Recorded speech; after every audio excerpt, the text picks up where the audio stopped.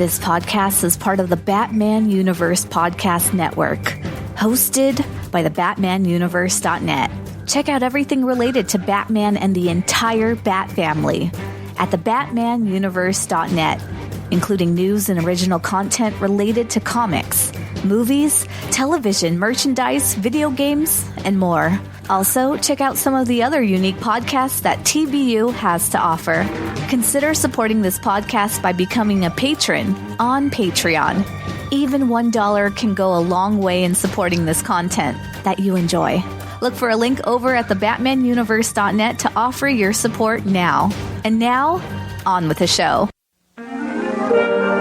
Gotham City, like any other large metropolis, abounds in girls of all shapes and sizes. Debutantes, nurses, stenographers, and librarians. Gotham City Library, Miss Gordon speaking. Lopez hair removal. This is Jose.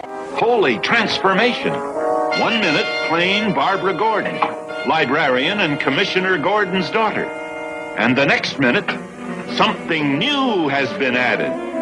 Batgirl, modeled after her idol, Batman. Holy apparition! No, Boy Wonder, I'm Batgirl. You are no longer alone, Capes Crusaders. It took me 3 years to track down the Jade Gato, and 3 more to figure out how to steal it. Funny, it only took me 10 minutes to figure out how to snatch it back. No matter how you do it, crime doesn't pay, girls.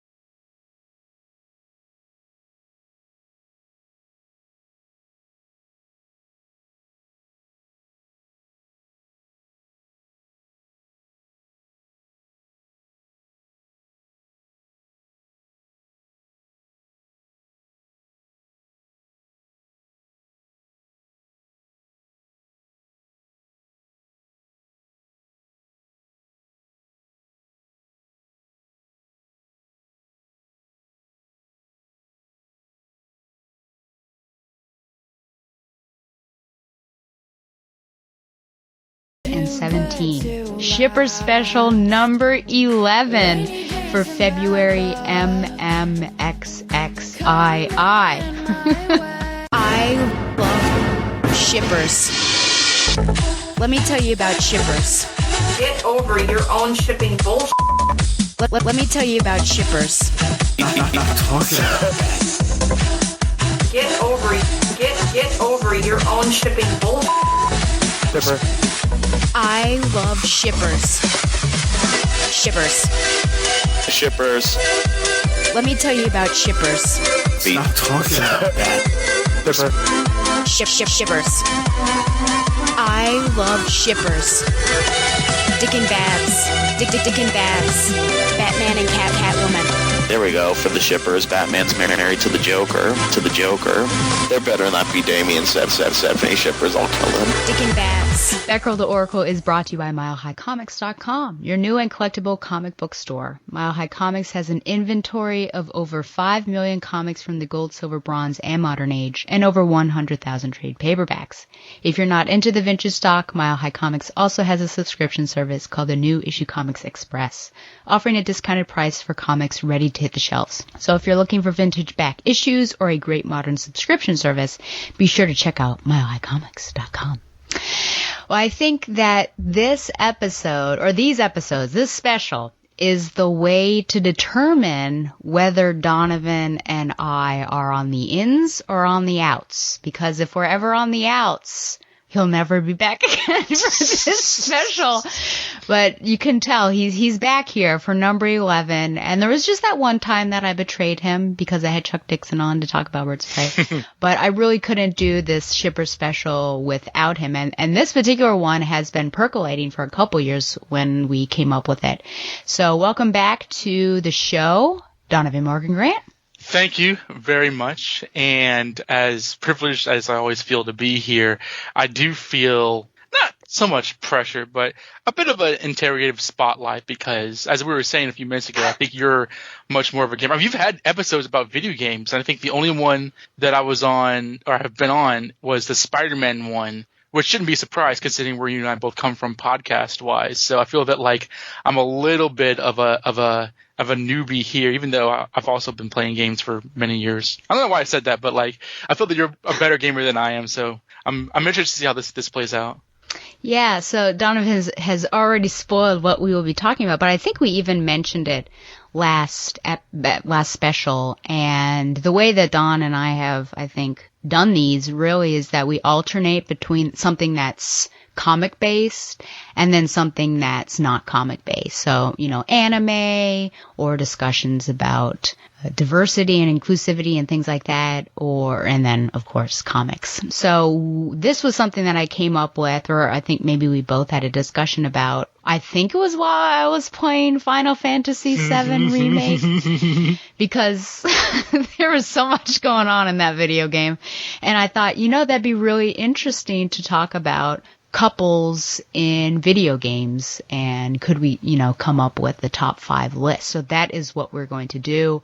I always ask, he's always the one to lay down the law about things. So I asked him, are we just doing romantic? And he said yes. So we're just doing romantic because I think my list would have been different had platonic or familial or partnery ships be allowed. But yeah, so just romantic, maybe erotic, who even knows.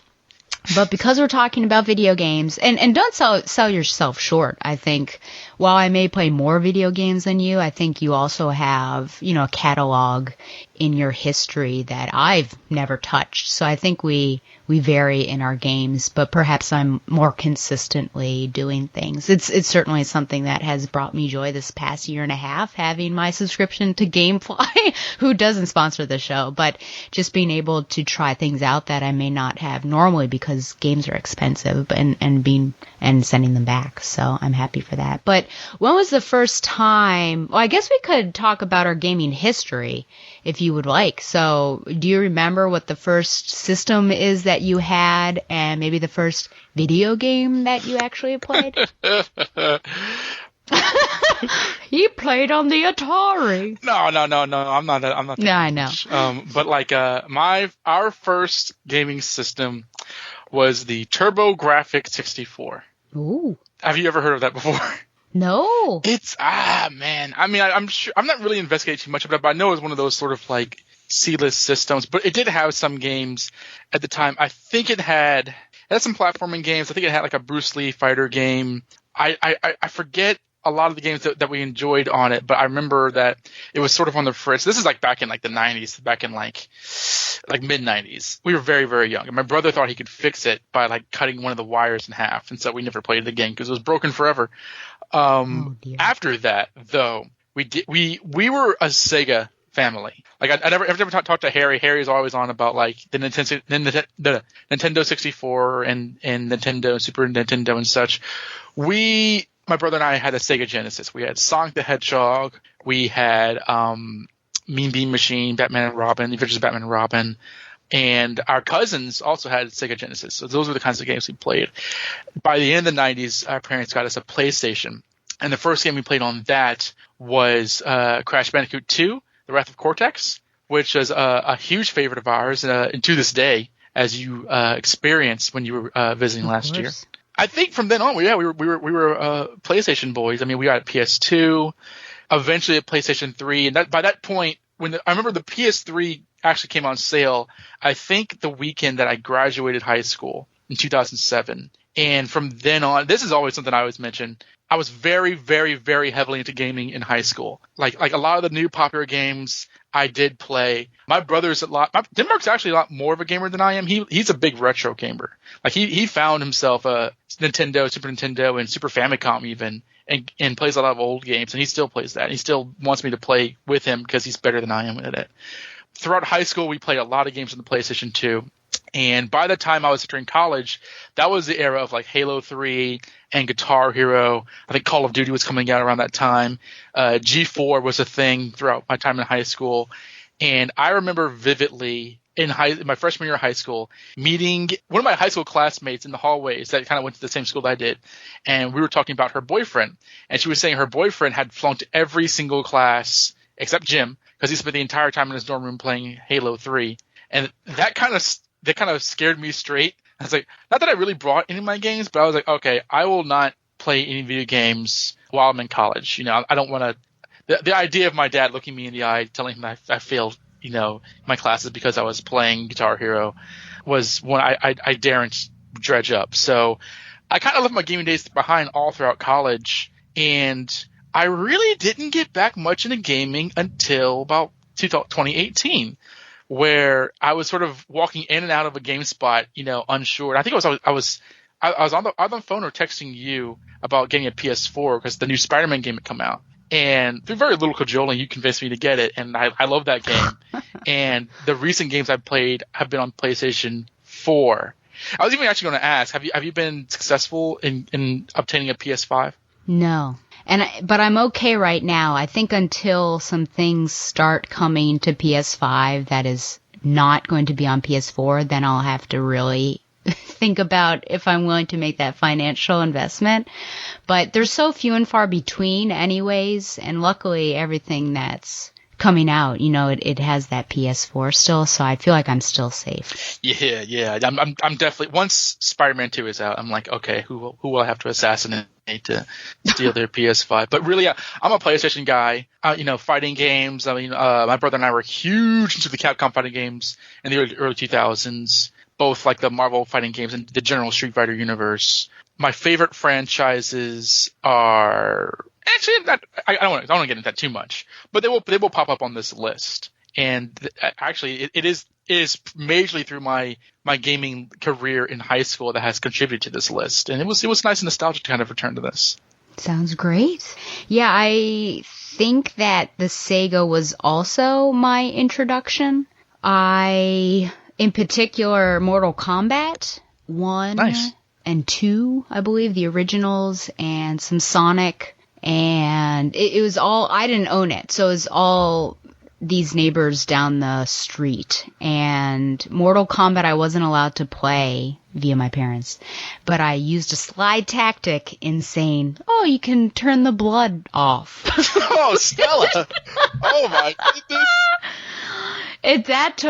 Talk about cajoling. Boy, that sure did. But if I hadn't played Mortal Kombat, my life would be so different. I remember seeing the film. I have the film on VHS.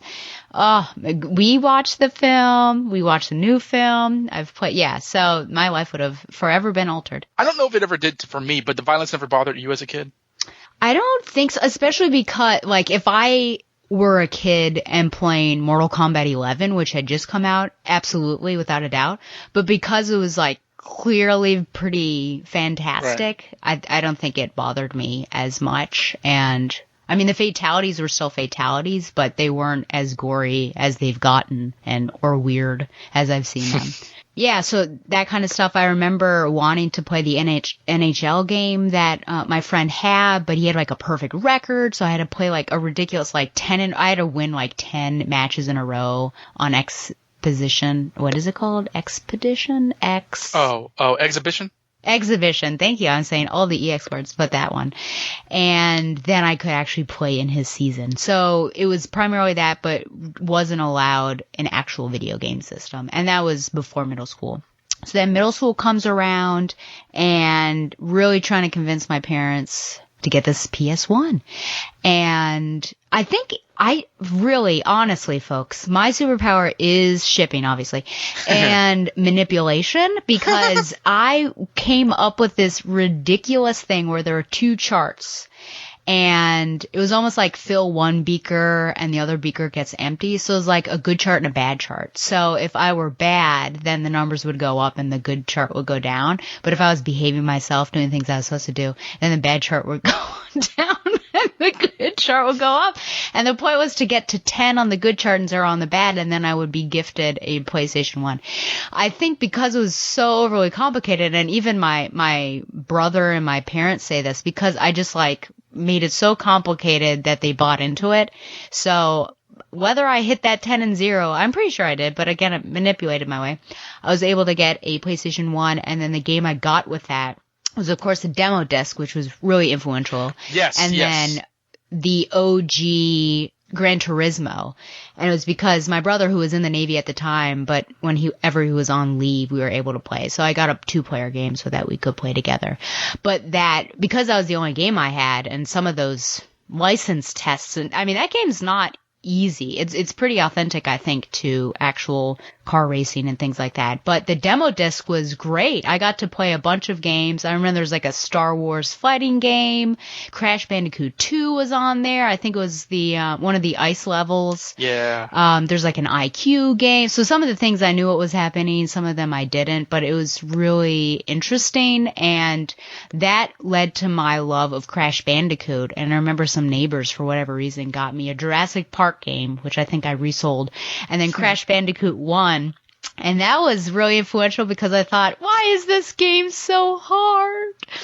True. And I hadn't beaten it until, I guess, 2017 or something like that. But I fell in love with Crash Bandicoot. And then, of course, getting the second one and the third one and Crash Team Racing. Like, all of these crucial games came to me on PlayStation 1, Croc, Legend of the Gobos, all of that. And then PlayStation 2, I earned my own money and bought that. And I felt like I was done, like, okay, no more. And then I was in college, and the PlayStation 3 just looked lovely. I mean, of course, with every generation, things just look better and better. And the storytelling was getting good. And I'm watching this trailer and things about this Uncharted game. I'm like, oh, what is this? You know? And so I took a chance, and I got that and PlayStation 3. And then I said, okay, enough's enough. No more gaming systems. It's just too much. I've got enough. And then Uncharted 4 came out. It's basically Uncharted's fault.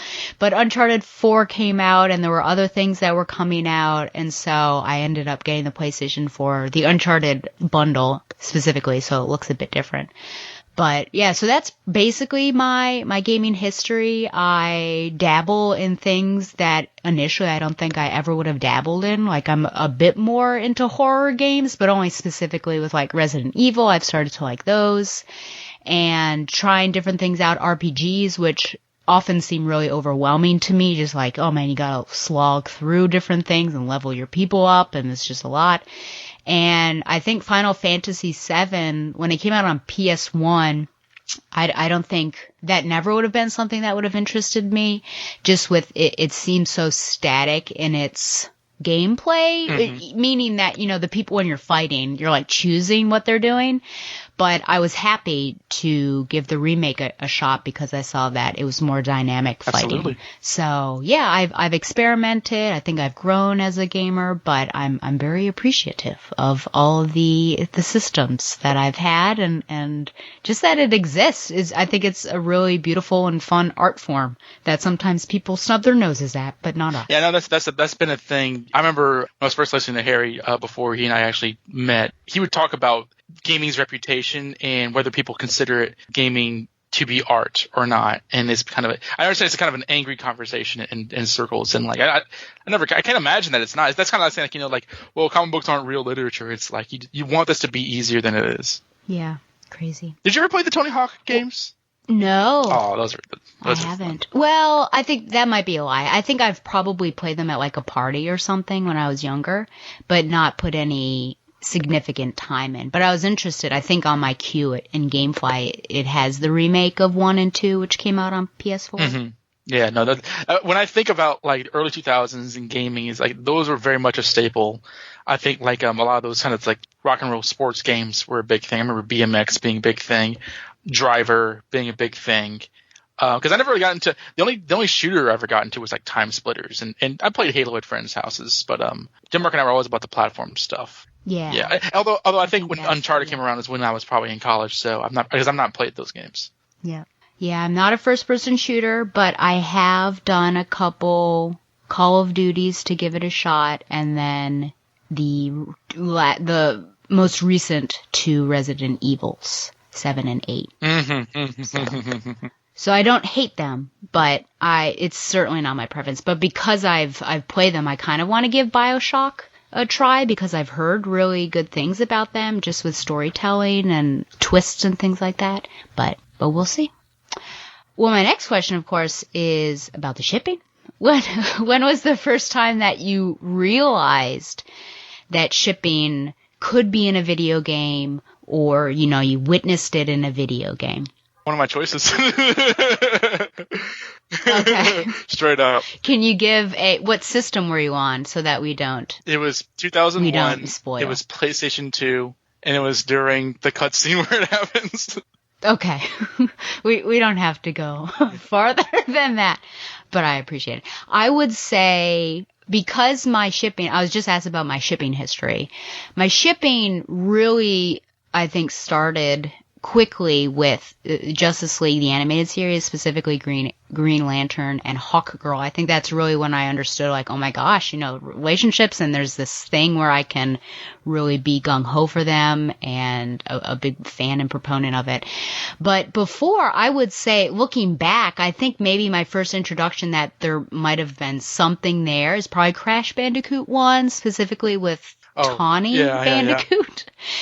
And, I mean, there's not really much there, right? Because you see her, it's a damsel in distress situation, but often, I think all of the bonus levels, at the very end, she'll be by the platform, and she'll kind of hoot and holler if you make it to the end or get all the boxes. But then Neocortex flies by and picks her up. But you do see her at the end, and I think you get a kiss. So at least I was like, oh, well, that's cute. But I don't think I was shipping really necessary, but I saw that there was some romance. It wasn't anything that I sought out for my video games. I think I was looking for enjoyment and fun, platforming, like you said, action adventure. But probably Uncharted was the first time that I was engaged in a narrative. And then at the end, I'm like, oh, wow, there's this couple that all of a sudden happens at the end of it. So that would probably be the beginning of my video game shipping, but I still don't actively seek out video games based upon relationships. I seek out the narrative, the story, the gameplay, and then I'll be very lucky and happy if shipping happens in that game. Yeah, this is an interesting kind of thing to talk about, because I don't know how much more there's romance in games than there. I mean, of course, the games were always objective based. You gotta do this, you get this, and in the sort of like basic plot, there may be a princess to rescue if you're playing Mario or such. I'm not playing enough of the modern games to know how much of the romance is built up there. Like, for instance, in Spider-Man PS4, he and Mary Jane are like exes, and they get back together by the very end of it. And then in the DLC, there's this sort of tension with Black Cat, who's sort of the ex he went to after he and Mary Jane previously broke up. So there's that romantic tension that I honestly adore that. I love that. I love that kind of dynamic. But there's not really like, the only kind of romance I understand in gaming is straight up dating sims. And you know what? Yeah. Actually, let me go back. I tell a lie. I say that like my choice was the first time. The first time I actually understood shipping in video games was this farming sim called Harvest Moon. It's one of my brother and I's favorite video games, in which you inherit a farm and have 3 years to make it into, like, the best farm you can be. And throughout that time, you have a harem of characters that you can kind of choose to court and date and get married with. And it's one of those things where you can kind of put more effort into it and get married and have a love interest. You could have the option to meet, I think, 5 women from the village, from the accompanying village, and they all had different occupations, and they also had like love rivals. So if you didn't get with them, they would get together with somebody else. But it was really fun, and my brother and I were always like, "Oh, who do you want? We can get this one, or we can get this one." I know there's been other sequels and iterations of video game where you play as either a boy or a girl. the one we played for the PlayStation was a boy. I believe that you can still have this sort of shipping courtship later on. That's an element of the game. But like that was the first time we played anything where like romance was part of the gameplay, to be honest, rather than just like I think that like to get 100% in the game, you would have to have a wife and have her have a baby and such. So it was a really, really fun element of the game that I've always wanted to play the later versions of that game just to see how things have developed. But that did kind of predate one of my choices as, hey, this is a thing that you can do that's romantic. And we were all about it. It wasn't we were not too young where we were like, boo, this sucks. So it was the right kind of game for our puberty-stricken minds at the time. Oh my goodness. Yeah, I think probably The Sims might have been the first time. In terms of like a simulation that was like, oh, if you have like a heart-shaped bed, that means that you could romance somebody.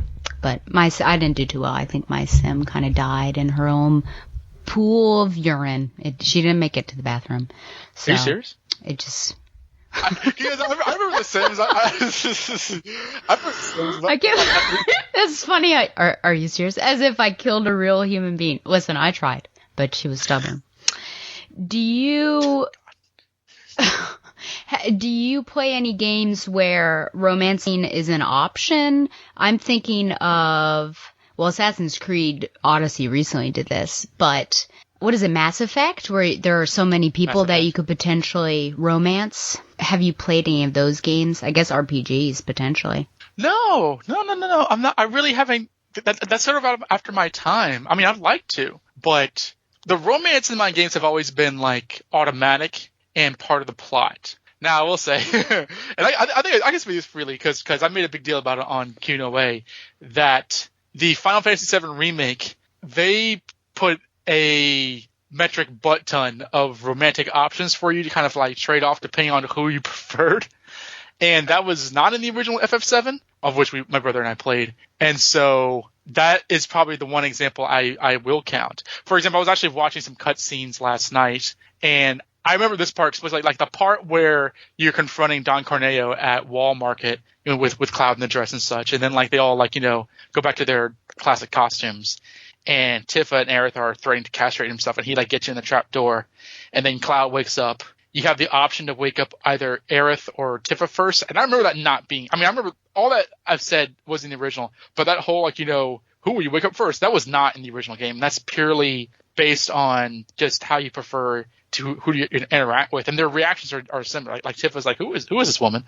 And Aerith is like, so that's Tifa, huh? And so, it blew. I must tell you, all of that blew my mind because Final Fantasy VII Remake, which I may talk about later on, kind of is like a third of it. It's a complete like dating sim remake in ways that completely shocked me into a ghost. If I have to count anything, I must count that. But I've not played the Mass Effect games. You talk to Jude about those. Gotcha. I think my final question would be, what, if anything, does shipping add to video games? I mean, do kids still do the whole like romance is gross thing? Romance is gross? Yeah, I don't know. Is that still a thing? Like, I think that maybe it's, I don't know if it's something with millennial culture or what have you, but especially now that like we like to believe that we're a lot more of a queer-friendly country or world, that it just makes everything more interesting. Sometimes it can be a little cloying in terms of like, well, if characters are established this one way and they fall in love with this character, it can be, you know, a little messy. Like I'm thinking of the Black Widow and Hulk romance from Age of Ultron, which I personally didn't have much of a problem with, but a lot of people did. So I use that as an example. But I think, you know, especially in gaming, if you do have an option of pursuing somebody, like it can be in real life, or it is in real life, I think that's cool. Yeah. You know, and you know, hopefully games don't with that option don't have to always force you to do that, just to, you know, for the sake of the aces out there. But I like the idea that, you know, you kind of like I found the thing in Harvest Moon to be very, very appealing, just because it was just something different, and it involves you in different characters' lives, and it kind of helped with character development in a world where the games I was used to were, you know, side scrollers or very, very linear. And I'm interested to hear your list just to see how many other games there might have been where romance is either an option or varied aside from the different, you know, aside from your basic, you know, rescue Princess Peach, or is it Daisy? Yeah. From Donkey Kong kind of thing. Yeah. Yeah, I would agree. I think it just adds another dimension to the video game, but it only works if you're buying into the main character anyways. So I think if you are really on board with this character, really engaged with them, and really like them, then you want to be a part of that character's life and all aspects of that person's life. And so romance potentially could be a part of that. I don't want to force, that we could have some asexual video game characters. I don't need to force anyone on that, but that's just something that is a fun aspect potentially to play. And there have been times that I don't care for this romance. Please back away from me, which happened frequently in Assassin's Creed Odyssey. I played as Cassandra, and so I decided I was basically going to play as a lesbian. And nice. So but some of them were like really too much. I'm just like, back off, woman. And then there was one that I was like, oh, this could be a good fit. And then I made a terrible, terrible mistake. We had a date set up. And then something else popped up on the screen, so I thought, oh, I'll address this and then I'll come back. But because I addressed that thing, I missed the date. And so that was it. I didn't know you could get romances in Assassin's Creed. I've seen gameplay of that, but not that. Not this. I think this one was the first one. I don't know if the recent one with the Vikings carried that on, but yeah, there were so many, and you could do obviously heterosexual couples as well. The bummer with Cassandra is that if you get the DLCs, all of a sudden she's forced to become a wife and have a child. So I'm like, okay, so if I played as a lesbian and I decided to do the DLCs, you've suddenly turned me heterosexual, and I didn't want to.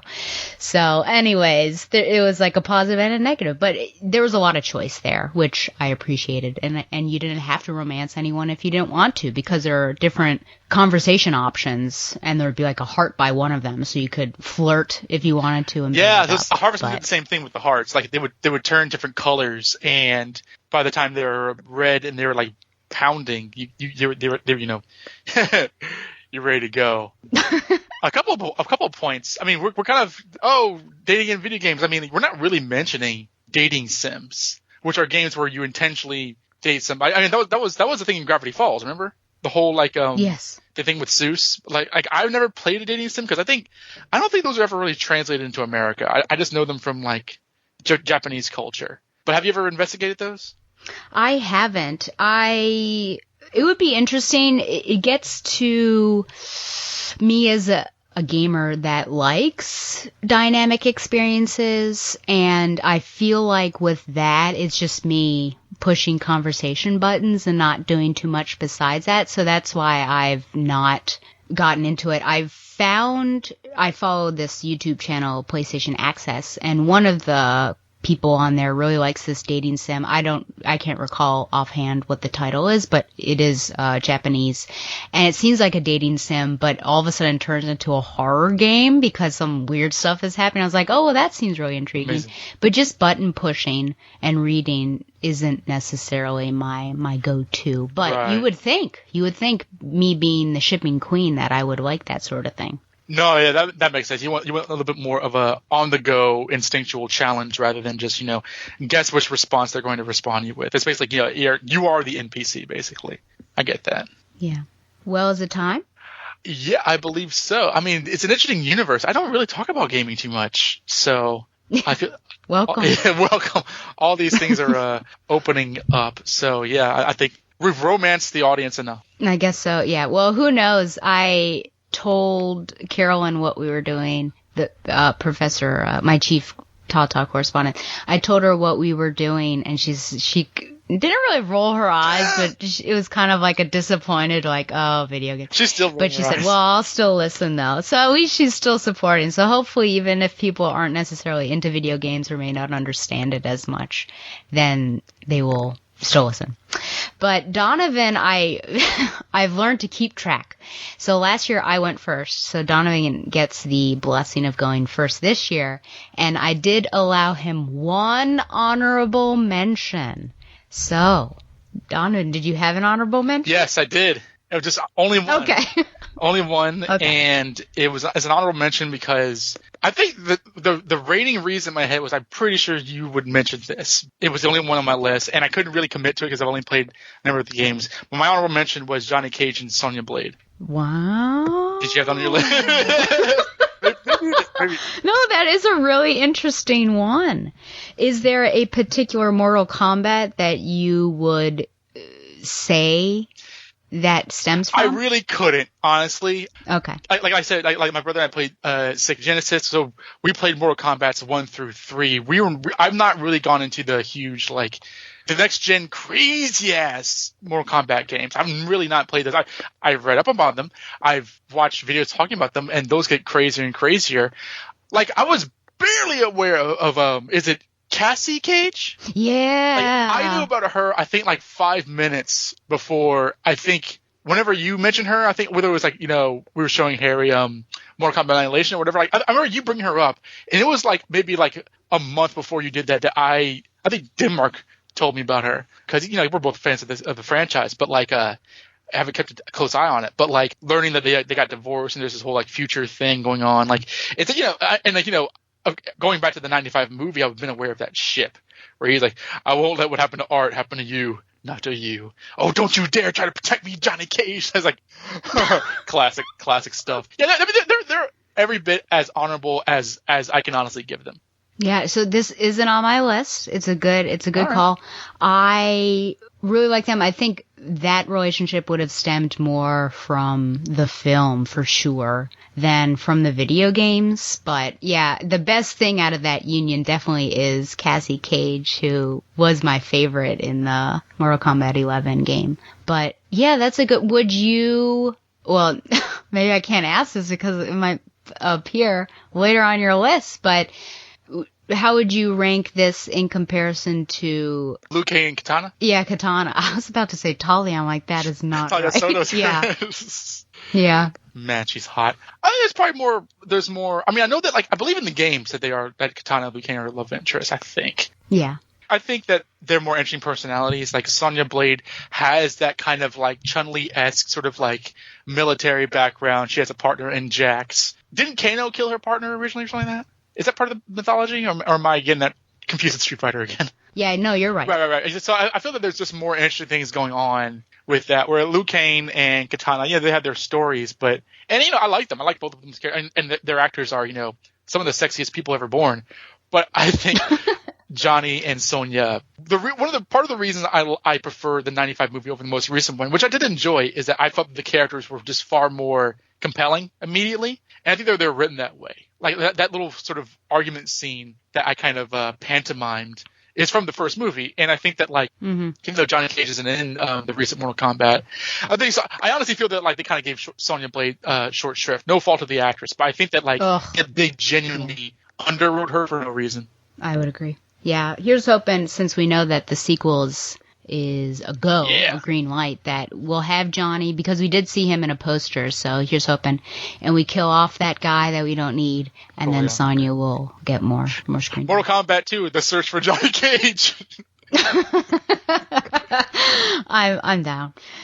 Okay, well, my honorable mention, I'm not going to speak on the game very much. This is probably the one game that I would bet a large sum of money is going to be on Donovan's list. Oh, no.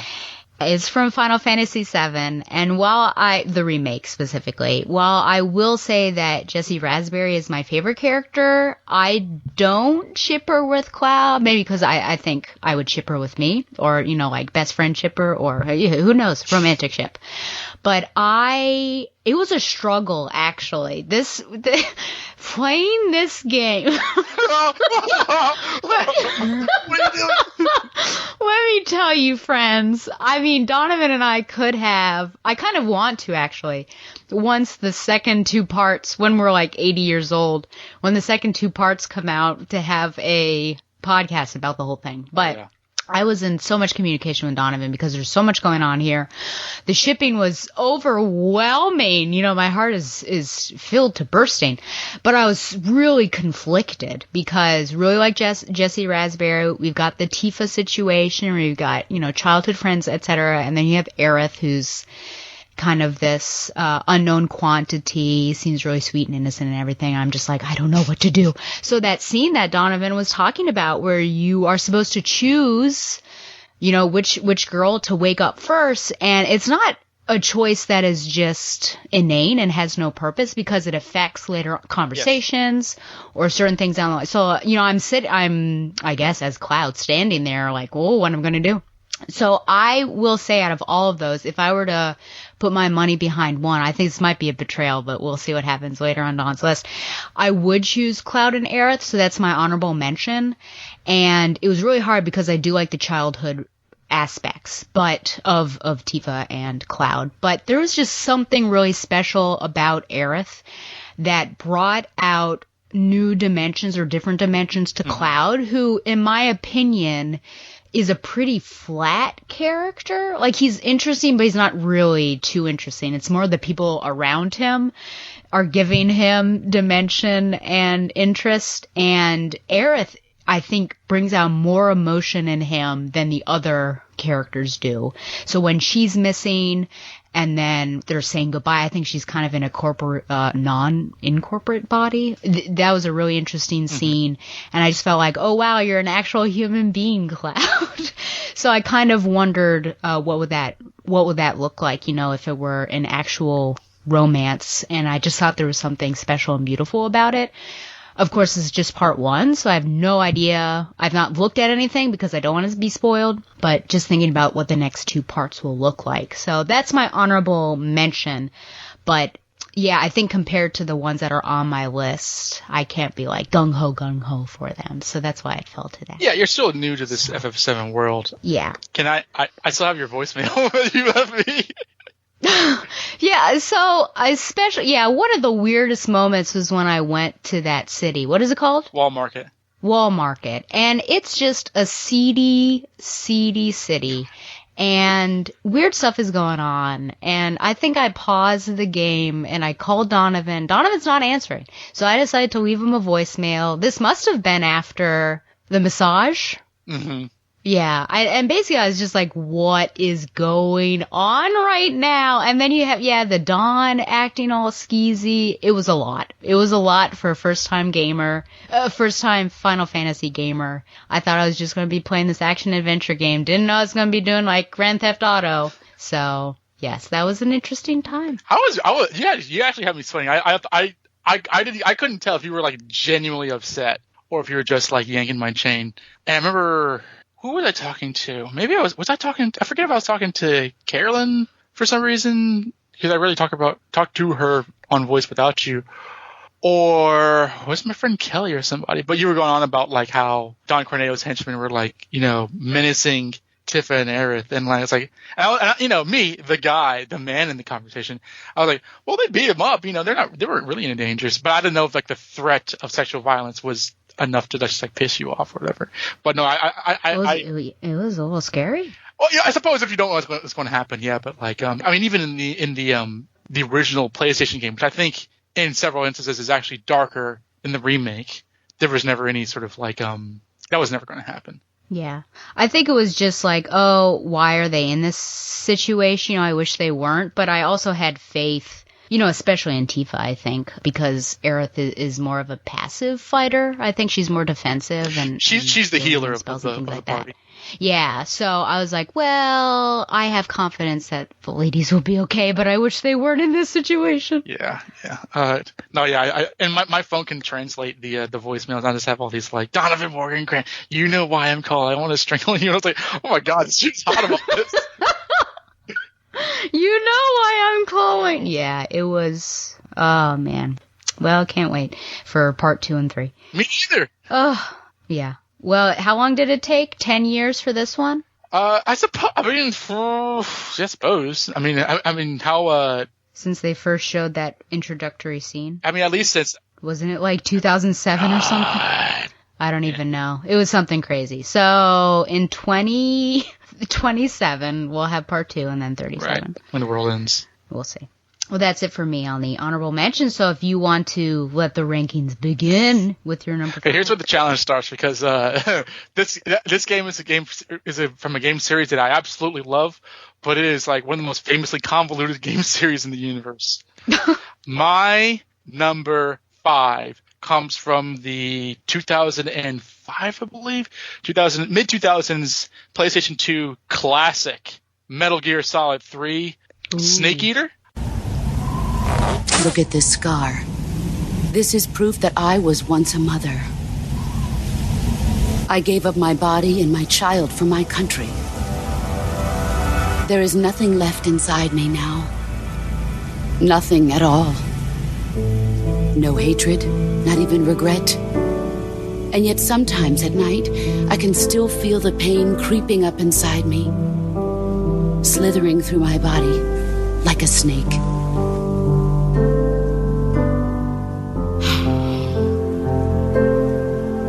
I've never talked this much about myself before. Thanks. Thanks for listening to me.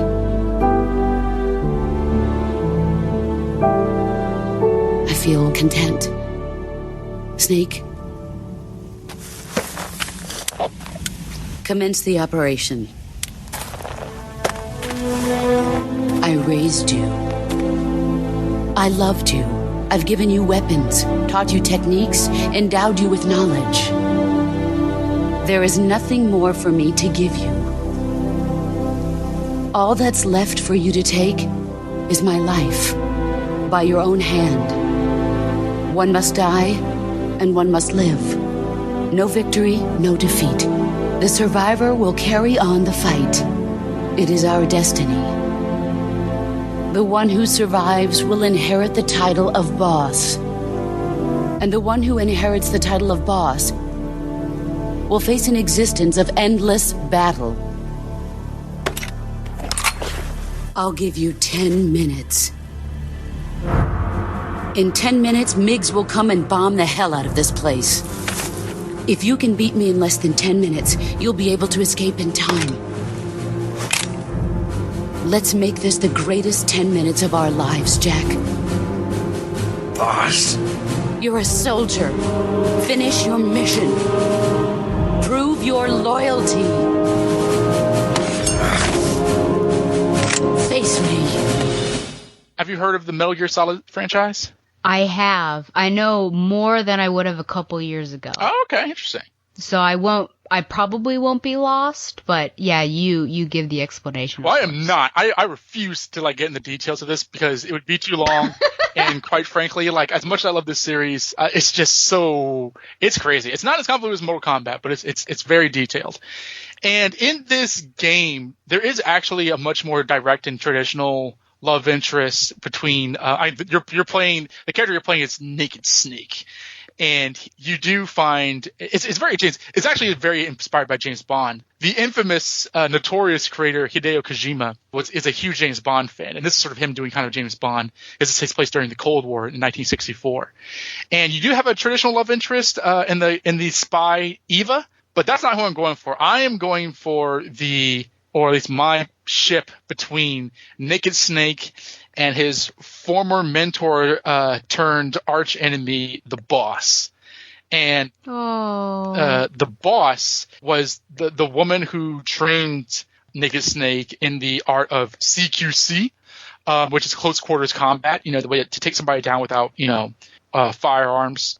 She's the one who trained his entire Cobra unit. I think she co-founded or maybe I don't want to get the Mythology 2 mixed up. I think she had a hand in gearing up to create the Fox unit, which because this is sort of a prequel game, even though it's Metal Gear Solid 3, the series generally follows a Solid Snake and Naked Snake. By the end of the game, you realize that you're playing Snake's father, who turns out to be his archenemy, Big Boss. But this is one of those tragic relationships. Honestly, all my choices in my list are tragic to some degree or another. Oh no! I noticed that. I was like, that's what makes it interesting. The Boss is a woman in her early 40s who is a legendary American military soldier. She founded the Cobra unit. She founded it was a group of mercenaries that she trained that you end up fighting as boss battles that go by these code names like the Fear, the End, the Pain. She's the mother of Solid Snake's arch enemy, Revolver Ocelot. Spoilers. Although if you play the game, it won't be spoilers.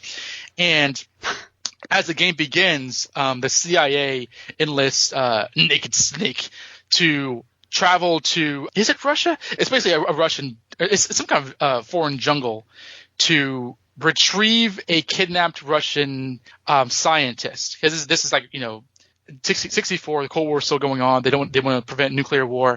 And I remember seeing the cutscenes of this. As you retrieve the scientist early on in the game, you're on top of this big wooden bridge, between these two cliffs, and you run into the boss. And Snake's like, boss, and she's holding in both hands suitcases of nuclear warheads, and she's like, Snake, I've decided to defect to the Russians, and this is my welcoming present. And so, Snake is heartbroken. She's like, you trained me, taught me everything I know. I love you, mommy. And she proceeds to like beat the crap out of him. She breaks his arm. She tosses him over the bridge. Later on, she meets him. She has to drop on him at nighttime. She like mounts a horse, and like the horse steps on his hand. Later on in the game, Snake is captured and tortured by the game's enemy, Colonel Volgin, who is a Russian soldier with electric superpowers, and he questions Boss's loyalty. So he says, to prove yourself to me, you must cut out his eyes. And Snake famously has an eye patch, so you're like, oh crap. Turns out that like she's able to sort of kind of get the better of him, because like throughout the game she's insisting that she's not defected, but she's still working for the Russians. And so, long story short, he gets his eye shot out anyway. But the game ends with you confronting the boss, and she says, come at me with everything you've got. If you really consider yourself a true soldier, are you a soldier to your feelings, or to the mission, or to me? And the entire time, Snake's a very gruff, like stoic persona. He's a real man's man generally. But he's just like trembling because he loves the boss, and the boss taught him everything he knew. And, when you do defeat her, she gives you her trademark weapon, is a gun called the Patriot. And basically, you're given the option to shoot her or shoot her. Like, you can't do anything but shoot her. It just depends on when you press the button. And you learn more about her after the mission in the end of the game. How she got pregnant and went into labor. I think that she was hired to like carry out an assassination, and she gave up the baby, who ended up being one of Solid Snake's enemies. And it turns out this entire mission was basically, she was sent by the Americans to work as a double agent, pretending to defect to Russia and basically be set up as a patsy to prevent world war. So she'll go down in history as a traitor, but she actually saved the world. And it's just like, that's really, really messed up. And because Snake found all that out after he killed her, that was sort of what led Naked Snake down the line to become Big Boss and to become the big enemy of the Metal Gear Solid series universe. And so the whole game is kind of a tragic story in that way. And again, even though he has a more traditional, like, Agent Triple X-esque love interest in Ava, I found him in the boss to be far more compelling. And there's a lot of history that we don't see leading up to it. Because I think she said at one point, you know me better than you know any other friends, any of your romances, any of your lovers. You know me, and you can't beat me or whatever. She kind of taunts you the entire time, but she's very, very, very like scary, but also very, very compelling. And I think she earns a place in my number 5. I've seen gameplay of this and discussions of that boss battle, I guess pun intended, with her, and at the very end she's in this like field of white, and it's very tragic looking. But yeah, the worst part of it is like you were tricked, that she hadn't defected and she was on the right side all along. And yeah, she's apparently visually based off of Charlotte Rampling. Oh, interesting. Which, there's a lot of, even though this is a Japanese created game, there's a lot of American visual influences in this, because Snake himself is based off of Kurt Russell from Escape from New York, I think, whichever came first. And I think even Hideo Kojima, or one of the production designers, said that like they could see Sharon Stone playing this character. But she's a very like stoic, seriously looking woman with a big like scar in her chest. Like she kind of has that sort of like Catwoman sort of like unzipped cleavage thing to kind of show the scar that she had, because she had to have a C-section to give birth to what later became Revolver Ocelot. And the weird thing is that after she dies, that scar snakes its way off of her body. It's like there's a ton of magic realism in this series that I love. Like, for instance, one of the boss battles is that you fight all the ghosts of the men that you kill, and if you happen to tranquilize or knock out the majority of them, that kind of depends on how long that boss battle is. And so a lot of this is unexplained. Like, no one's being like given superpowers or whatever. They just have these weird supernatural abilities. So it's like, was the boss supernatural? Was she, she's a regular woman or what have you? But I thought that like the fact that like her relationship with Naked Snake, later on Big Boss, informs in many ways the entirety of the Metal Gear Solid series. And I had a fun time revisiting this when I was coming up with my list. Very cool. I think you'd like it. I think if you ever gave this a shot. Yeah, the three of them. One of my friends had sent me the fifth one, I think, and I ended up never playing it. But I know it's stealth heavy. Oh yeah, that is tactical espionage action. Like that is the bread and butter of this series. It's a stealth action game. Yeah. And it seems like Hideo Kojima seems just like a great artist. Yes. And a genius as well at games. But I had heard some things that the original did with the PlayStation 1 disc, and there was a clue like in the jacket of the disc or something like that. So kind of cool. There's this one boss battle where you're fighting in a very, very old sniper called the End, and he's so old that if you turn the game off in the middle of the battle and not play the game for a week and come back, he'll have died of old age. Oh my god! Oh, this game's legendary. Yeah, so it's pretty meta, I guess. Almost like comments on gaming. Oh yeah, totally. As you're gaming, very cool. Well, my number 5 is a bit of a cheat. It's a bit of a cheat. I have you always cheat here, so hey, it's my show. I can do what I want. So number 5 is Jill Valentine and Carlos Oliveira from the Resident Evil 3 remake, which came out in 2010 by Capcom.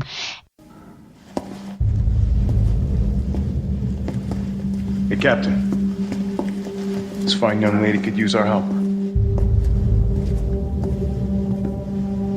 Carlos, you didn't even think to ask fine young lady her name?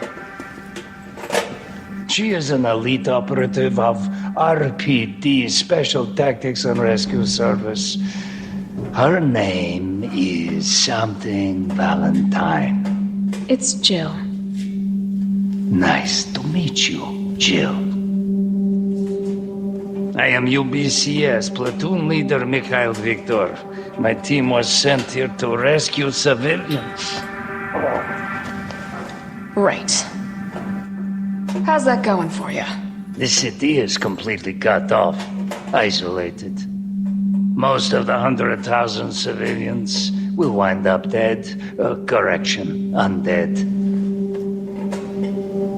My platoon has suffered serious losses. Just keeping them alive is more than I can manage. Well, you can thank your corporate overlords for that. Yes. Well, we are doing all we can. If we can get this subway train moving, we can evacuate some survivors. But we need help. My men cannot do this alone.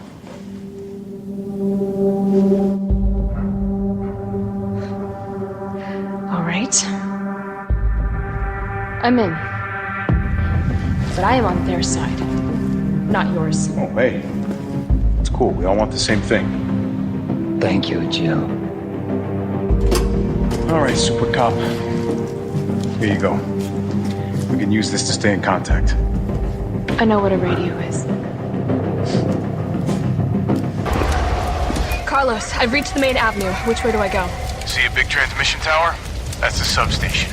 You'll have to circle around through an alley to your right to get there. You mean the alley that's on fire? Maybe. Surely a tall drink of water like yourself can put out a few flames. The reason why I call it a cheat is because this isn't probably a canon couple. I'm not forcing them together. I'm not being unrealistic, but I think primarily people put Jill and Chris together since they were both on Stars. They were in the first one. They pop up together. So I think that's primarily the ship that they put Jill in here. But with this game, so if I just look at this game, it's all very reasonable. So this is a sequel directly from the first game where Jill is a part of that, and it's a couple days after they're in that mansion in the Arklay Mountains. And then it's also happening 24 hours prior to Resident Evil 2. So there's a lot of everything's really quick with the first three. And it takes place on September 28th, 1998. So Raccoon City, the majority of them the citizens are mutated because of this outbreak caused by the T-virus. And we know the pharmaceutical company Umbrella is behind it. Jill knows that. She is a former member of the Raccoon Police Department's Special Tactics and Rescue Service, also known as STARS, which Nemesis says a lot. STARS. Nice. And she's attacked in her apartment by this intelligent bioweapon known as the Nemesis T-type. And so that's how it all begins. She has kind of these weird dreams within a dream, and then she is attacked and she's running out.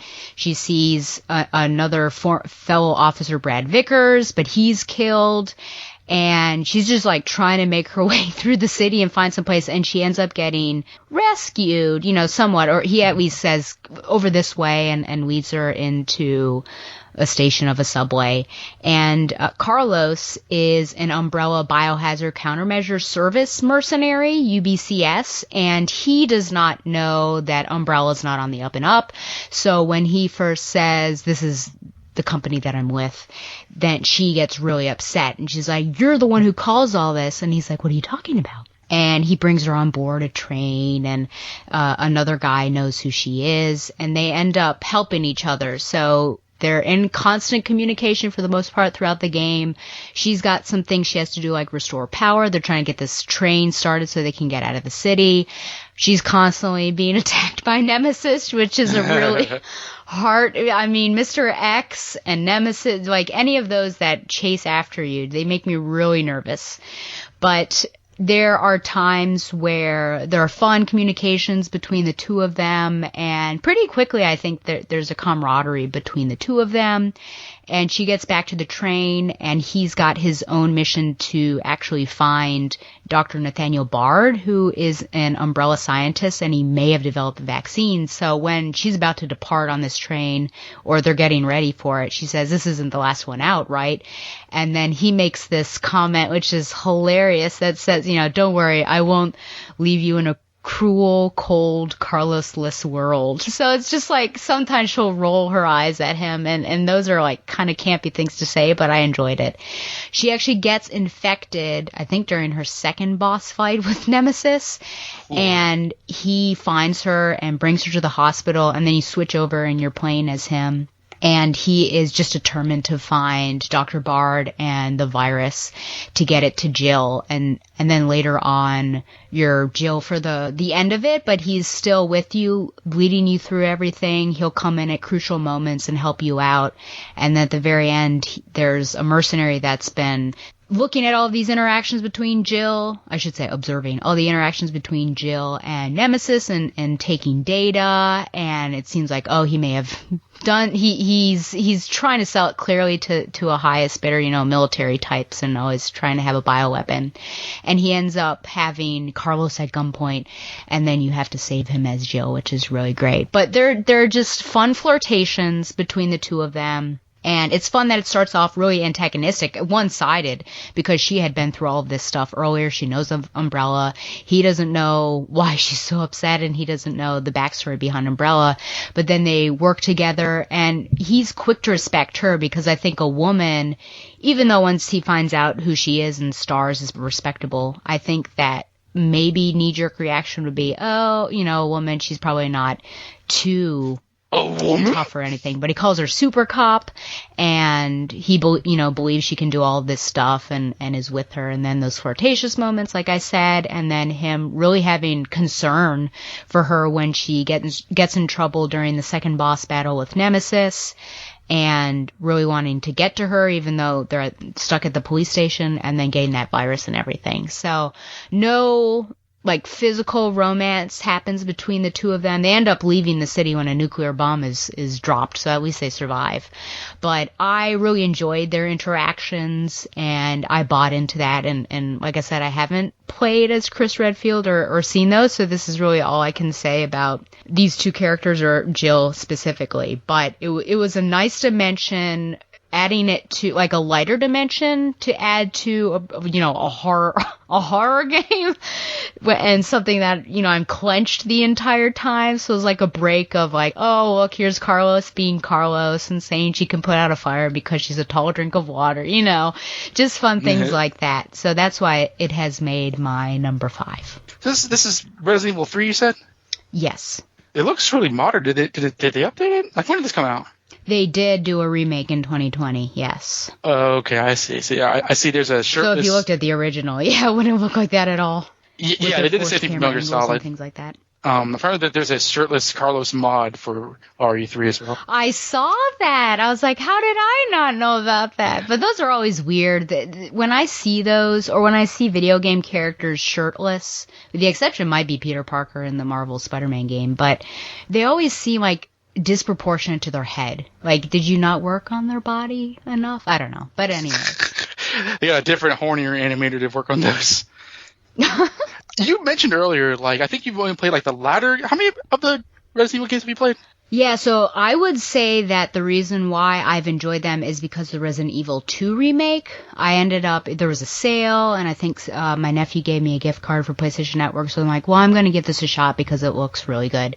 And I really enjoyed it, and I've attached myself to Claire Redfield, who's my favorite character. And then after that, I was interested in playing Resident Evil 8, which is the most recent that had come out, but because it was a sequel to 7 with the protagonist that I don't like, I thought, well, I might as well play this, which is first person. So 2, 7, 8, and then I got 3, the 3 remake. So just 4 so far. Who's the protagonist you don't like? Ethan Winters. Oh, okay, gotcha. He's a dud. He's a silent protagonist, but he is such a... Oh, that guy. Yeah, I remember you mentioned that. Yeah, you can ask Harry how much I dislike him. He'll always... Yeah, he sent me, Harry the troll, he sent me like a nice little image to say, good luck on your first day of grad school. And it's Ethan, and he's got like a rose or something in front of his face. And he's like, Ethan wanted to say, but he's shy. Because they never show his face. In ridiculous ways, they avoid showing his face. But whatever. This isn't the Ethan Winters show, but I don't like him. Is this one of those like kind of like Walking Dead things where like the romance is made, maybe not the romance, but like, the possibility for romance is made a bit more enticing because the setting is so dark, do you think? It might be. I mean, for me, it was a break and some levity added to that. And I don't know in any of the games, with the exception maybe of 7 and 8, because Mia and Ethan are married, that you're like not literally a couple with somebody. But, I think 5 is Chris and I think an agent named like Shiva or something like that. And it's sort of put together, and it seems like, there's an intimacy between these partners as they fight this outbreak. So I think it might be a way for your brain and heart to like find some solace in or consolation in what is going on around you. Gotcha, yeah. I mean, I'm not one to really necessarily think of pursuing these games because I'm a wimp, but the idea that there would be romance. I mean, that sounds like something that would be found solely in the movies, but I know the movies have been hijacked by Paul W. Anderson's wife, so maybe not. Yeah. That's good. I mean, like, they do look like a rather sexy pair, so I can see the appeal there. Yeah, I think so. Excellent. So if we are moving on to our number 4, I can start... I think all my games have been created by Japan, so... I think that's just my track this episode. But from Final Fantasy X, which was the first Final Fantasy done on PlayStation 2, my ship is the main romance of FF10, although not the only one, between the main character Tidus and the other main character Yuna. Right. Now let's see what you can do. Huh? Come on.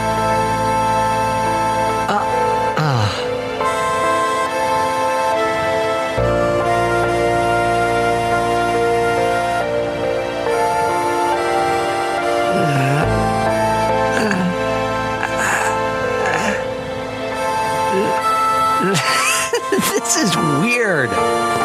Next, try laughing out loud. What? Come on, show me.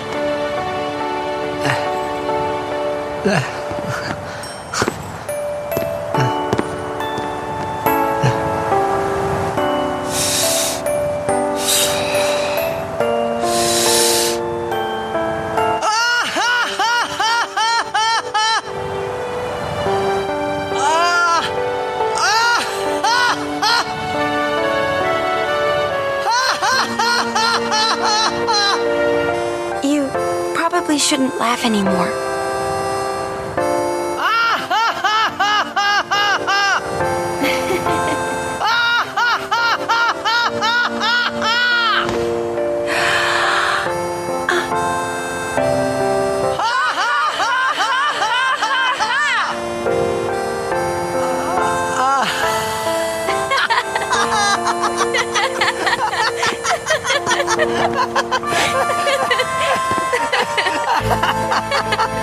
This is another one that's kind of complicated, so I'm really going to try to make it succinct. Titus is this spiky-haired pretty boy who a lot of people say he looks like Leonardo DiCaprio, and he's voiced by James Arnold Taylor in English, and people find him annoying.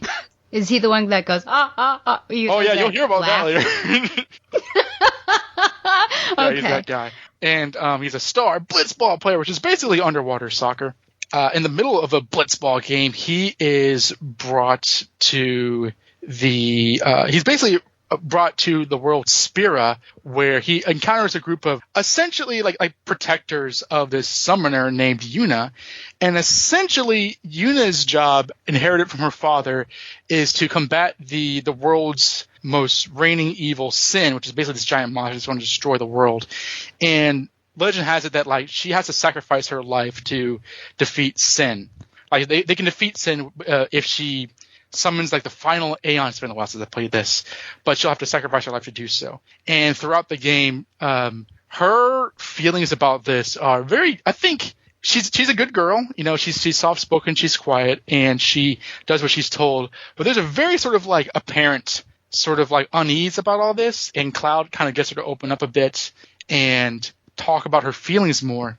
The apex of all of this is a memorable scene in which at a lake, a very beautifully animated lake, they talk about her destiny and whether she's able to do this without regrets, or whether she's able to come back from this and survive. And Cloud's Titus is of course you'll survive. We'll do this and that, and I'll take you to see a blitzball game. And tries to get her open up. And then she starts crying because of, the fatalism of it all. And as she's crying, she looks into Titus's beautiful Japanese eyes, and they kiss. And there's this entire musical montage of them kissing and making out underwater. There's this thing about this game where there's a lot of underwater scenes, but these characters don't seem to mind that they're underwater for so long. So you're watching the sequence saying wow, this is really romantic. How are they not suffocating? And yeah, he says, I will, even if we survive this, I'll stay with you forever. I'll stay by your side. Now, this is where we're getting spoilers because Final Fantasy games have a tendency to do twists, and that's the same thing for FF7. Turns out that Titus is actually a sort of dream spirit from the civilization of citizens that were killed 100 years prior by Sin. So he's kind of not really existing in their plane, and if they defeat Sin, he's going to disappear.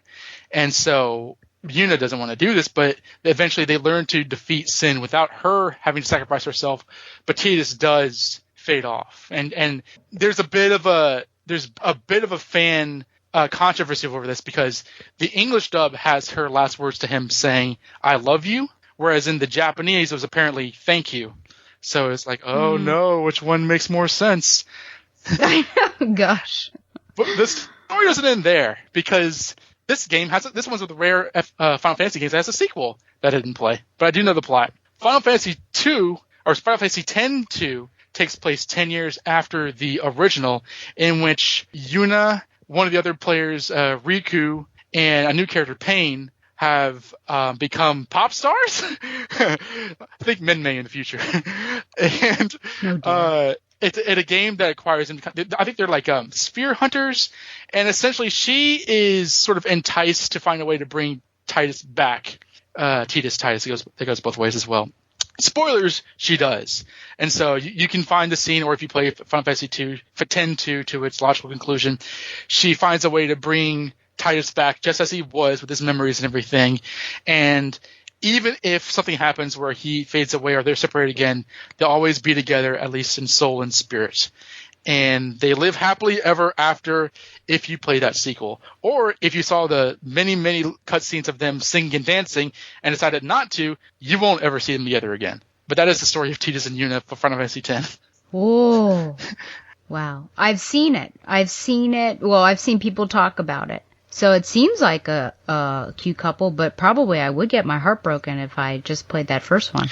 Yeah, I thought it was a really cool twist with Titus, but like, this was one of those ones that was showing the power of the PlayStation 2, because the graphics I think still are very, very good. I mean, specifically the cutscene graphics. Mm-hmm. I mean, the in-game graphics are a bit dated, but the cutscene graphics are gorgeous. And one of the earlier scenes has Yuna doing a summoning spell. And I remember when we were at Comic-Con one year, and we were walking alongside sort of like the sidewalk nearby Fountain, and there was a Yuna cosplayer doing the summoning dance. That I stopped and started recording because it was a gorgeous display.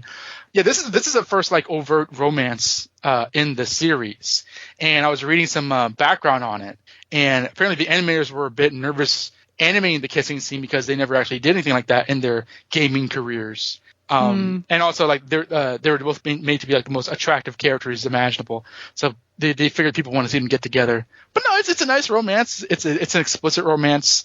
I mean, Yuna is kind of like, her function is kind of like Aerith in that like she's also a healer, but she's sort of the main character of the overall story, if that makes sense. Like, you're playing as Titus initially, but the plot is mostly concerned around Yuna and her destiny. And of course, in the sequel, Yuna is the main character. So I think that like any sort of concerns of how a romance might be done in a plot line is sort of resolved by having a 2-game romantic storyline conclude by the end by piloting different characters at different times. Yeah. I've heard that kissing scenes are notoriously difficult to animate in video games because they look very awkward, which I've seen my fair share of ones that look bad. One on my list does not look bad, so I'm happy to say. But yeah, I've not played this. Is this pretty dynamic action fighting wise, or is it turn-based? No, well, I think it's turn-based. Yeah, it's turn-based. But I think this was the last one that did that. Because by the time they got to Final Fantasy XIV, it was like in real time or whatever. But I think this was turn-based. I know that the fighting system, whereas FF7 used the materia system, this uses the sphere system. It was still turn-based, but I think it was rapidly evolved from the much more maybe comparatively static version of the PlayStation. But it was still turn-based essentially. You can still Final Fantasy games, so you still have chocobos and spells and such. Yes. Oh, the chocobo.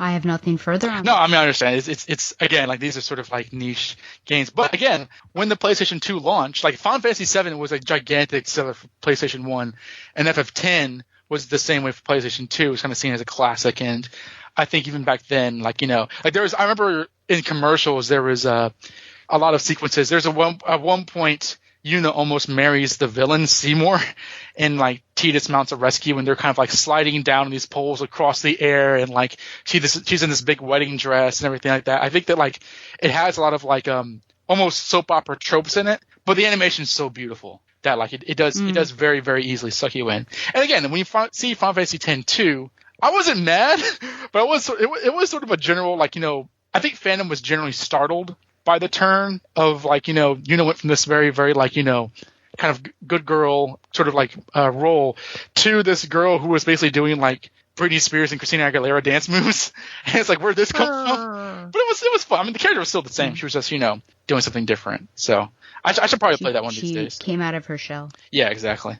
Crazy. Well, this works really well transitionally because my next one also has a character named Yuna. Really?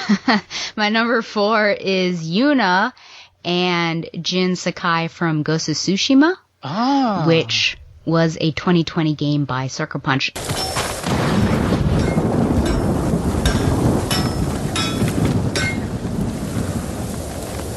We've come a long way since you pulled me off Komodo Beach. You were so heavy I could barely drag you. Had to strip you half naked just to reach town.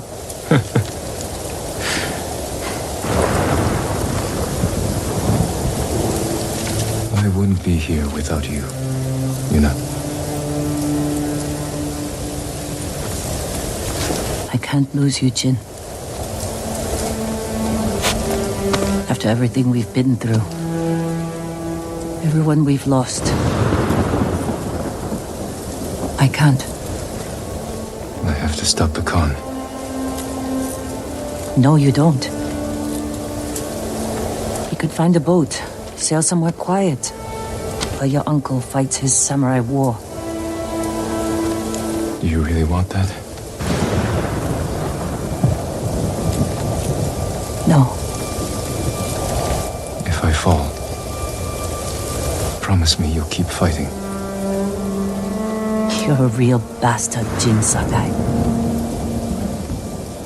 You should get some rest. Not yet. Let's sit. Just a little longer.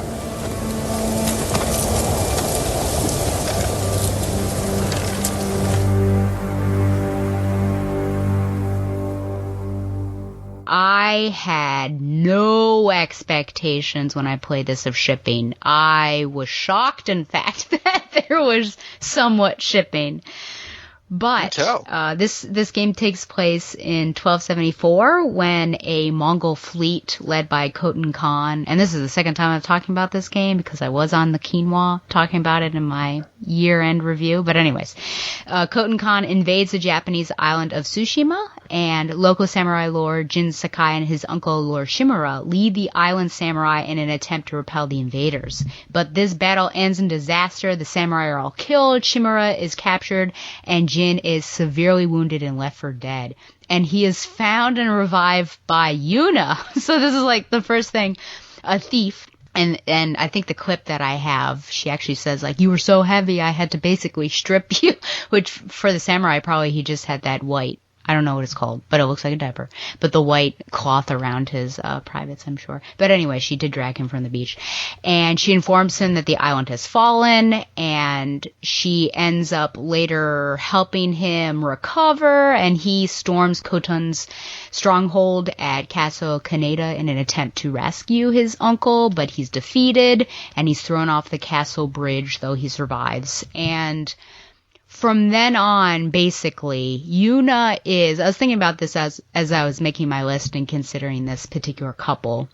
I would say she is a positive version of Lady Macbeth. So she does, of course, have flaws, but she's really she's really the one that gives him the idea and prods him into becoming the ghost, because being a samurai all out in the open, you're having standoffs with other people, there's lots of honor in the combat. But she says you can't do it this way. The Mongols are completely different. You are outnumbered. You know, the samurai are basically at a disadvantage. Many of them are dead. You're kind of, a rare species now. So you have to take on stealth aspects. And he doesn't like this. Like it's really hard for him in the beginning because he feels like there's no honor in this. And it just goes against his code, but she gives him many reasons for why it works out. And so there's tension there just between ideals, and of course she's just being realistic with everything. There are several different missions that you go on with her. They meet up often. Her brother, who becomes a major minor character named Taka, is a great swordsmith, and so helps make some weaponry for him. And then Taka just becomes enamored of Jin and wants to help him, and unfortunately he gets killed. And you hear all about their history and how Yuna saved both of them from just this like terrible situation of neglect and everything. And so this is a real heartbreaking moment, and now Yuna, of course, hates Jin, like, this was your fault. Classic. But then in the end, I know, she just always comes back to Jin and helps him, and at one point they come up with a plan to use wolfsbane to poison an entire camp of a pretty big stronghold of the Mongols. And his uncle does not like this. Like, this was a great way to wipe them out so that these small forces that the Japanese have are able, or the citizens of Tsushima have, they're able to level the playing field. And once his uncle finds out about this, he's like, there was no honor in doing this, whatever he did, which I'm still kind of reconciling, you know, what is the code of the samurai and the honor and everything, especially because you prevented many people from dying in using this tactic. But the shogun wants to know, like, how this happened. And because his uncle wants to protect him, he tells Jin to blame it on Yuna because she doesn't have any honor anyway. She was a thief originally, and he refuses to do that, which I think both speaks to his character as a man being, you know, holding himself accountable. Like, this was my decision, I did it, and also that he cares for Yuna. At the end, once everything happens, which the big spoiler is, of course, they're able to push out, for the most part, I mean, there's probably going to be a sequel, Mongol control, and he does defeat Khotan Khan. He and his uncle have this intense duel at the very end, and of course you win, and there's an option where either you kill the uncle because the uncle asks to die honorably, or you leave him alive so that family name can go on, but, you know, you treated him disrespectfully. I ended up killing him because I thought, well, he's asking for this one as well. And then Jin, it was really hard. I sat there. It was like another situation where I kind of like sat there weighing my options. But he ends up living in a shack because his title was wrested from him and everything. And at the very end, Yuna comes to him and they end up discussing, you know, what's the next step for liberating Tsushima, because the Mongols are still around, so it's not 100% clear. But just to say, Yuna was played in the English because you can also play in Kurosawa. Yeah, so you can play in Kurosawa mode. Well, that's black and white, but there's also a Japanese audio that you could do.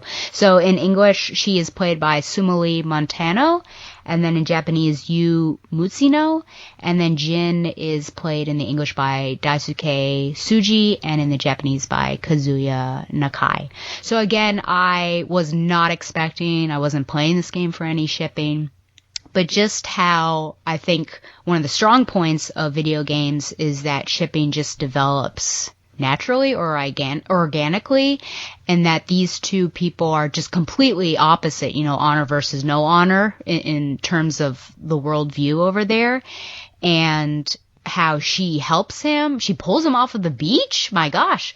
Nurses him back to health, is giving, like, encouraging him, but also saying, like, you're probably going to have to put your honor aside in order to save Tsushima and your uncle. Constantly coming back to him. Kind of a betrayal happens, you know, in her mind with her brother getting killed, but forgiving him and helping him out with all these crucial battles and having really serious discussions. And there were a couple, like, near kissing opportunities, to be honest. I'm not lying about that. But nothing has happened, and I don't know if there were a sequel, whether I could say that they would end up together, but what I had seen was really beautiful, and I think it was pretty realistic in terms of what a relationship actually looks like, that it's not just like happily ever after and everything's really easy, but there are some tough things that people go through, and then of course, what does a relationship look like? Not necessarily in wartime, but because that almost suggests that the sides were equal, but in invasion time, you know, when the Japanese are at a disadvantage, and you really don't have time for that, but you can express how you feel towards each other in your actions. So I really enjoyed it. I really love that game. I can't speak highly enough about that. It would be my game of the year if not for Last of Us. I know that is an opinion that is controversial. Many people say that this one is the game of the year, but it definitely surprised me and just added to one of the reasons why I loved it. Have you read the Wattpad fanfic Kintsugi, which is a Jin and Yuna follow-up after killing his uncle? No. Did you just pull this up now? Yes. Or have you read it? Read it. I wrote it. I bet you did. Well, it does have the tag "friends to lovers," so I imagine that you're not alone in wanting to see them get closer together. Yeah. So we'll see. I don't know if it's realistic or not, but I'll hold out hope that something something may happen. I mean, there are some real, like, surprising moments. I mean, this one woman you're, like, helping out the entire time, and you've had a history with her. She's kind of a mentor in a way, like, all of a sudden betrays you. It's, like, really... It's, yeah, and it's an open world game, and of course there are all those missions that you can do, and I was just because I was renting it, I was just focusing on main missions and then chunks of these character-driven story arcs, and it was just really fully fleshed out, and oh, man. That game. Is a gorgeous looking game, and when you were talking about this it really is. On Q&A last year, and I was, like, Googling it, what I saw was typically like gameplay images. I didn't see a lot of the stuff with like the character models and like the cutscenes and stuff. And I'm looking at it now, and I'm like, man, this looks great. Yeah. Like I love the designs. Yeah. I love the colors, the character designs. The actress Sumali Montano. Do you know if Yuna was like visibly based off of her, or did they just come up with a character design and then like hire Montana to voice her? Yeah, I think the character design came first, but I wouldn't be able to say I know for sure. And like, you said that like a sequel is more probable than not? I think so. I mean, this was so successful, and Sucker Punch is a successful company, so I feel like there's a potential. I think there was a DLC, but because I didn't play it, I didn't mention Yuna's role in that, but she does pop up as well. But I mean, the Mongols aren't gone, so I feel like, you could potentially continue. This looks similar. I mean, I don't want to repeat my point from Resident Evil, but this does look like a similar situation where, I mean, the graphics remind me a little bit of The Last of Us, which is not a nice game. Not a nice game. What an understatement. Yeah, I was watching some gameplay of The Last of Us 2, and I was kind of like, this is... I thought I could imagine how disturbing this was, but good God. There was actually kind of a cool moment where, like, I saw as Ellie, you take a hostage, try to shoot him, but you're out of bullets, so you just toss a gun away and just slash his throat. And I was like, oh my God, that is cold-blooded. Yeah, little Ellie is all grown up, for sure. Yeah, she's all grown up and crazy. This one, I mean, well, how does this... Well... If I'm making the point of, this is a dark story where, romance kind of makes it a little lighter, how would you compare tone-wise between this, Last of Us, and Resident Evil 3? I would say, interesting. Not as dark as Last of Us. Good. Just because it's pitch black. It's serious, obviously, invasions, and you see some pretty terrible things go on. And then with Resident Evil, it's hard with those because... you take them seriously, but not too seriously. Because I think zombies... I don't want to be offensive, because I know people love zombies. But I think I said on my Resident Evil 8 special on this podcast that, I don't play Resident Evil necessarily for the stories. It's fun for me. And, of course, there are intense moments. But I would say, I guess it's kind of in the middle. But it's realistic. So without being dire and... soul-wrenching, I think Tsushima gets across what it was like back then during that particular invasion for the people, the inhabitants, and then fighting the Mongols and things like that. If that answers your question. No, yeah, it's going to assume a requisite tone, and it's not really a matter of which is darker, but just, I suppose it just falls in line with one of those where, like, there's because I think romance automatically implies hope, right? Hope of happiness. So just having that there kind of gives it a thought of, like, just sort of a tonal flexibility, a tonal expansion that adds to the overall story, rather than turning the game into a romance. Like, let's say they did with Final Fantasy VII. Well, I'll speak about that later. It's nice to have. I know that you have said in the past, and I think you repeat, like, I'm just shocked at, some of the stuff that you watch, kind of the dark things that I've seen. And I'm able to somewhat manage it as long as there are breaks, So are there moments of levity or something that I can kind of pull myself out of what's going on? And I think that happens obviously in Resident Evil, like I said. And then in this one as well, you have these wonderful character moments, not just between Jin and Yuna, but other characters as well. I understand. Hey, thanks for sending me that link on the Wattpad. Yeah, have fun with that. Maybe In the Shack. Love in the Shack. I mean, maybe it'll get popular and published. I've been seeing books at Barnes & Noble that I can, a Wattpad original. It's like, I see. Oh. Well, if 50 Shades of Grey can make it, anyone can. That's what I keep telling myself. every day in the mirror. Oh, dear. Oh, boy. You're better than that. Thanks for the confidence. You're welcome. So, my number 3, as if I forgot about it. My number 3. Are you still mentally organizing your list? No, I'm not. Oh, okay. Just thinking about it. No, I'm not anymore. My number 3 comes from another series selection from the Mega Man X series, of which I'm a big fan of. Mega Man X4, pretty much the only one it could be, Zero and Iris.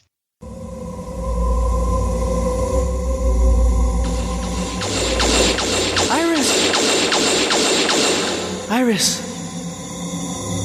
Zero. Hang in there, Iris. Please, stay away from Replophos. Let's live together. In a world where only Reploids exist. Iris, there's no world just for Reploid. It's only a fantasy. Yes, I know, but I wanted to believe it. I wanted to live in a world where only Reploids exist with you. Iris!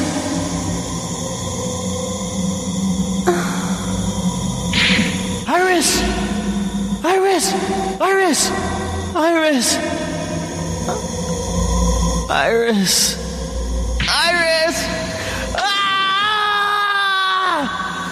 No, this isn't happening! There's no reason for me to go on. What?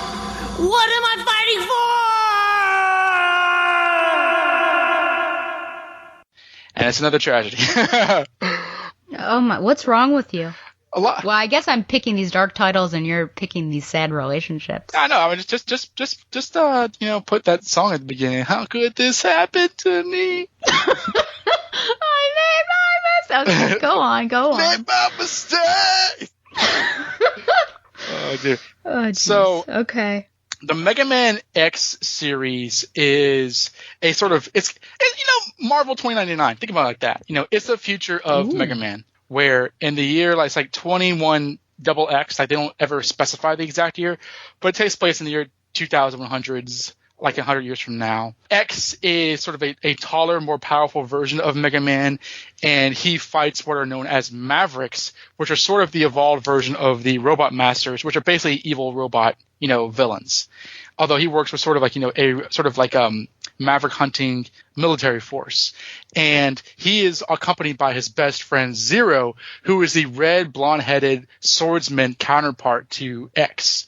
And sort of an ongoing thing of the X games is that although Zero is absolutely a good guy, he sort of contends with a mysterious past in which he may have been created by Dr. Wily from the original Mega Man games. And so was he created to be a villain? Was he created to destroy X because X is very much like Mega Man? And they get into that a lot in this game. But the plot in this game is that humans and robots live, I suppose, in harmony, and robots are called Reploids in this game, but there's this sort of civil war in which Reploids are starting to protest for independence, and the Maverick Hunters, like X and Zero, are sort of on the lookout to see if there's any threat to the humans. And so there's a lot of are you loyal to robots? Are you loyal to humans? Things going on. And there's a Reploid military colonel and general who seem to be friendly, but spoilers, they turn out to be bad guys and you got to blow them up. But the colonel has a sister named Iris, and she's this typically, friendly looking, soft, cuddly looking female robot that very clearly has romantic tension with Zero, especially when he argues with her colonel. At one point, there's a cutscene where they're about to fight, and she kind of gets in the way, and he's like, oh, "Okay, I'll for your sake, I'll make sure that but humans and robots are protected." Well, it turns out that except for X and Zero, everybody is evil, including the Colonel. So and you can play as either X or Zero in this, depends on your storyline. But if you play as Zero, after you defeat the Colonel, you are forced to fight Iris. And Iris jumps into this sort of dragon robot armor, and you fight her in a boss battle. And if you beat her, she basically is killed. And one of the most infamous moments, 90s Japanese game dubbing, occurs when Zero runs and says, I tried to protect you. And she's like, Zero, I wanted to live in a world where Reploids could, just live on their own. And he's like, Iris, that's just a fantasy. And so she smiles and she dies. And then Zero has a freak out. And I gave you the audio clip for that. That is pretty funny because the voice acting is pretty terrible, in which Zero says, "No! What am I fighting for?" But by the end of it, when you defeat the main bad guy, Sigma, Zero realizes that throughout the entirety of this game's storyline, the people that he thought were friends, except for X, he couldn't really save it all. And so he questions the purposes of his creation, whether he was created to destroy or be a protector. And he's fearing that he might be created to destroy. And it's a short and sweet story. It's pretty much a done-in-one story in the Mega Man X universe. But that stuck a chord with me because it's also very violent. Like there are anime-style cutscenes of some of these. Like Zero has dreams of being a killer, and like there's like blood all over his hands and such. And the anime sequence where Iris passes away is pretty gnarly, especially because typically in these games it's like a 16-bit, 32-bit game where they just kind of explode. So there was an extra sense of drama that really influenced me as a kid because I love the Mega Man series. I love the original games. I really got into the Mega Man X games when I was in high school, and they got progressively harder to the point where I played Mega Man X for Christmas and I couldn't beat a single level, so I threw that crap back. Mega Man X4 was a big step up because you could play as Zero and you kind of level up your Buster Sword, and it was a turning point in the game because that's when the storyline got a lot more dramatic, including the point where Zero, spoilers in X5, sacrifices himself, and then X6, you can have the choice to bring him back, and then he has his own spin-off series. But like, this is sort of one of those moments where like, not only is he a character that you can play as, but his storyline is a lot more dramatic and involves a romance that ended tragically. Again, a theme of all of my choices. I guess I didn't so. mean to, but yeah, that is my halfway point. Just because I was so young when I played it, I didn't realize that like games could get so dramatic. I know next to nothing, potentially nothing about Mega Man, so this was all a blur to me. I mean, the Mega Man series is very, very straightforward. It's straight up, side-scrolling platforming, just destroying robots and such. There's not too many stories. I mean, there are storylines as the games progress, but it's pretty straightforward and basic. I mean, I played on PS3 Mega Man 11, which I loved. It's, again, a very straightforward one. The Mega Man X series is a little bit more mature, but it's still a series for children. But, this added some complexities to it that, again, as a kid, that stays with you. And this is always going to be on my list just because this was there's a romance in this game. Oh, she's evil. Oh, you got to kill her. And, it doesn't treat you killing her as like a good thing, which I appreciate. And, Zero is awesome. Zero is a really awesome character, and you can play as Zero in is Marvel vs. Capcom 3, I believe. You can play a Mega Man and a sister role in Marvel vs. Capcom 2, but nevertheless, like this is an oldie but a goodie. It's a childhood favorite of mine. Wow. Do you feel like your emotional connection with the game now is different than the one you had when you were younger and originally playing it? When I was a kid, I was like, well, I guess that's what has to happen in terms of storytelling. As an adult, I was watching the cutscenes, yesterday. And I'm like, man, I wonder almost how they got away with it. Not that it's like, unsuitable for kids, but it's so stark, especially because it's animated, it's anime style in terms of how it's animated. So it's telling a story that doesn't lend itself to juvenile storytelling. And, Mega Man is a very, very all ages kind of series generally, that to kind of add this sort of like moral complexity with it. Yeah, it can be pretty startling, but I think I always appreciated darker stuff when I was a kid. Not too much darker stuff because, again, I was a wimp. But stuff that was just a little bit here, a little bit there, like Batman animated series scared me every now and then. Mm-hmm. But I always appreciated it because it just felt a lot more interesting. I personally have played far more of the Mega Man X games than Mega Man. My brother's, I think he owns all the Mega Man games. I think whatever I didn't understand back then, because this was like 15 years ago or longer, I got now is like, okay, they were ramping up the maturity in this series that I can see them carry on through X5, X6, and X7, which is awesome. And those games come higher. Like X7, I remember I played the same boss over and over again for 8 hours straight, not moving or washing or dressing until I beat him. And so that was a pretty proud moment of perseverance that I have. Yeah. I think it starts with X4 because X4 is 32-bit, whereas the previous games were like 16-bit in terms of the graphic upheaval in the late 90s. Would you say this is your proudest game you've beaten? Oh, no. X7 was the one that had that impossible boss thing. The proudest game I've beaten, that's a really good question. The proudest game I've beaten. Between X7 and the Game Boy Advance game Golden Sun, which is, just keep on dying until you get it right. those are definitely up there. What about you? What's the hardest game that you've beaten? Crash 1? Yeah, to be honest, I would say that like just off the top of my head, when they did the Reignited trilogy, that was what it was called, right? I beat that game because I probably didn't go past either one of the second temple levels or definitely like one of the high road situations on the PS1. And so when I was like steadily progressing, and I ended up getting all the gems too, which some of them are no deaths, getting all the boxes, which are insane. I think that was like, oh my gosh. I feel like, you know, if I could talk to young Stella, I'd be like, it'll be okay, kid, you'll make it. So that was like, oh my gosh, I finally have beaten Crash 1 because it is so hard. Man, no, I beat it when I was in quarantine for COVID, but also like when I went I got 103% on Crash 2, and I got all the gems then for the first time. I was pretty proud a few years back. But I would put Crash 1 right up there with Mega Man X7 and Golden Sun for my toughest wins. Yeah, the things we go through, the stress. I know. I mean, not as bad as wanting Zero. to throw controllers, sweating, standing up. Like I get angry sometimes. I was about to say, I don't think I've ever gotten as angry in real life as I do when I'm playing a video game. That might not be true, but I've gotten frustrated. So it pulls you in. It's like a every body, every emotion kind of experience when you play, if it's the right video game. Well, I mean, like, have you ever thrown the controller across the room? I haven't, because I'm scared of it actually breaking, but I think I'll probably like drop it on carpet or like feign throwing it, like just jerking it in the air. That's as close as I've gotten.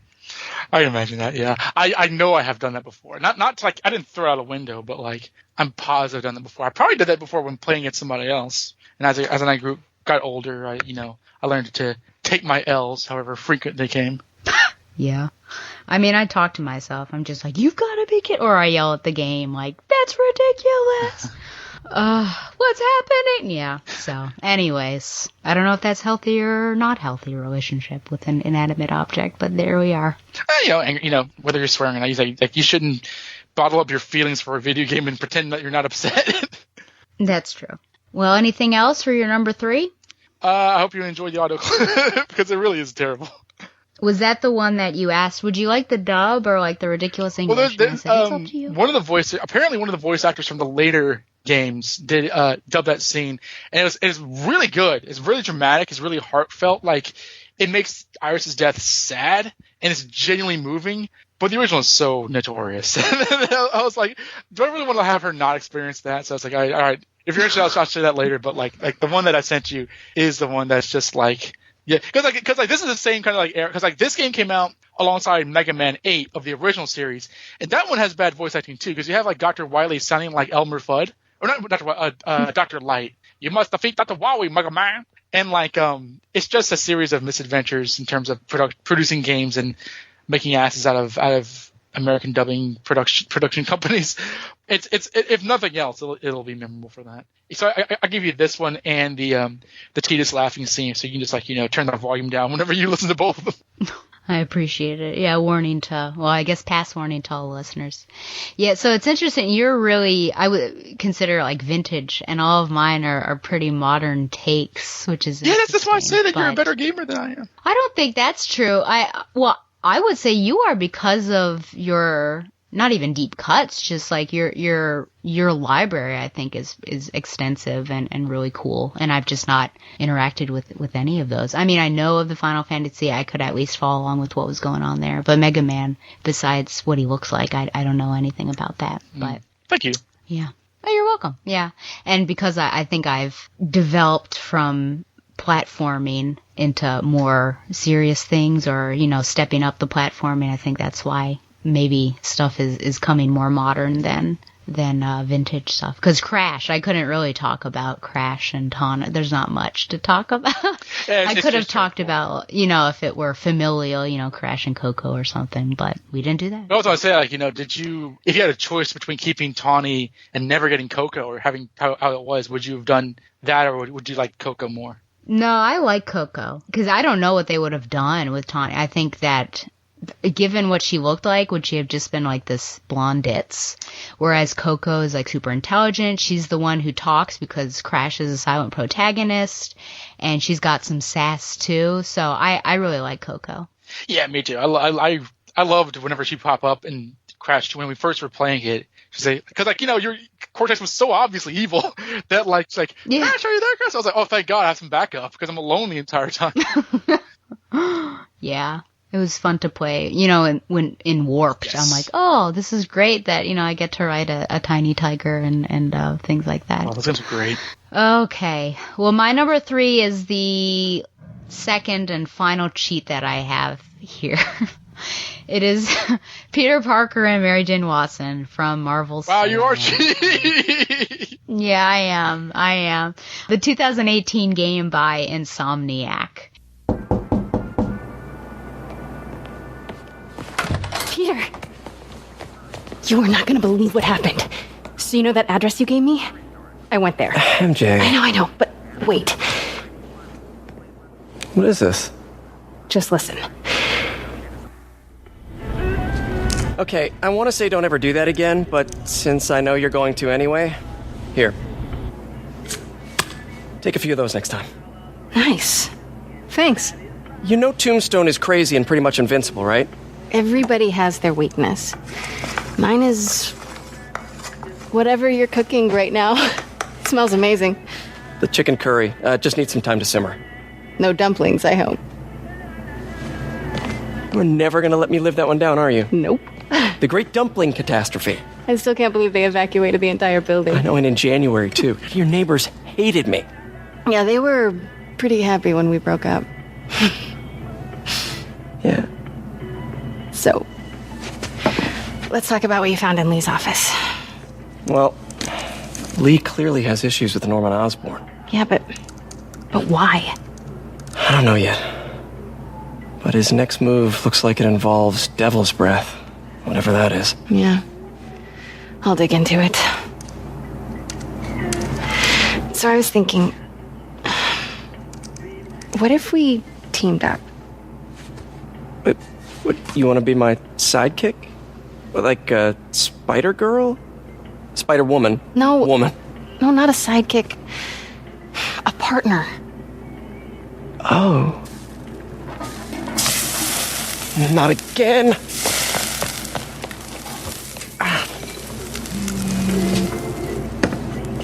Hey, it's your crime system thingy. Looks like a residential break-in. Charles Standish. That sounds familiar. Oh, Oscorp CFO. Wait. You don't think this has anything to do with Lee, do you? Sorry to cook and run. Did you just leave your clothes on the kitchen floor?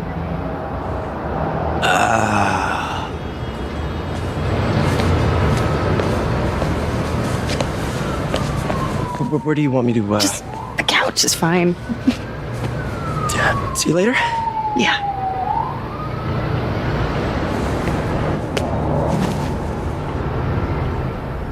Yeah, it's a cheat, you know, because comics and everything, but the relationship, I mean, the whole game is really well done. Go see whatever episode that is that Donovan and I did, but the relationship is so well done. So just as a synopsis, the superhuman crime lord, Mr. Negative, orchestrates a plot to seize control of New York City's criminal underworld. And when Mr. Negative threatens to release a deadly virus, Spider-Man must confront him and protect the city while dealing with the personal problems of his civilian persona, Peter Parker. So, yeah, as you had talked about before, we know that they have history. For the most part, they're on pretty good terms with each other. There might be some minor tension just because, you know, Spider-Man always causes some tension, just at that persona and everything.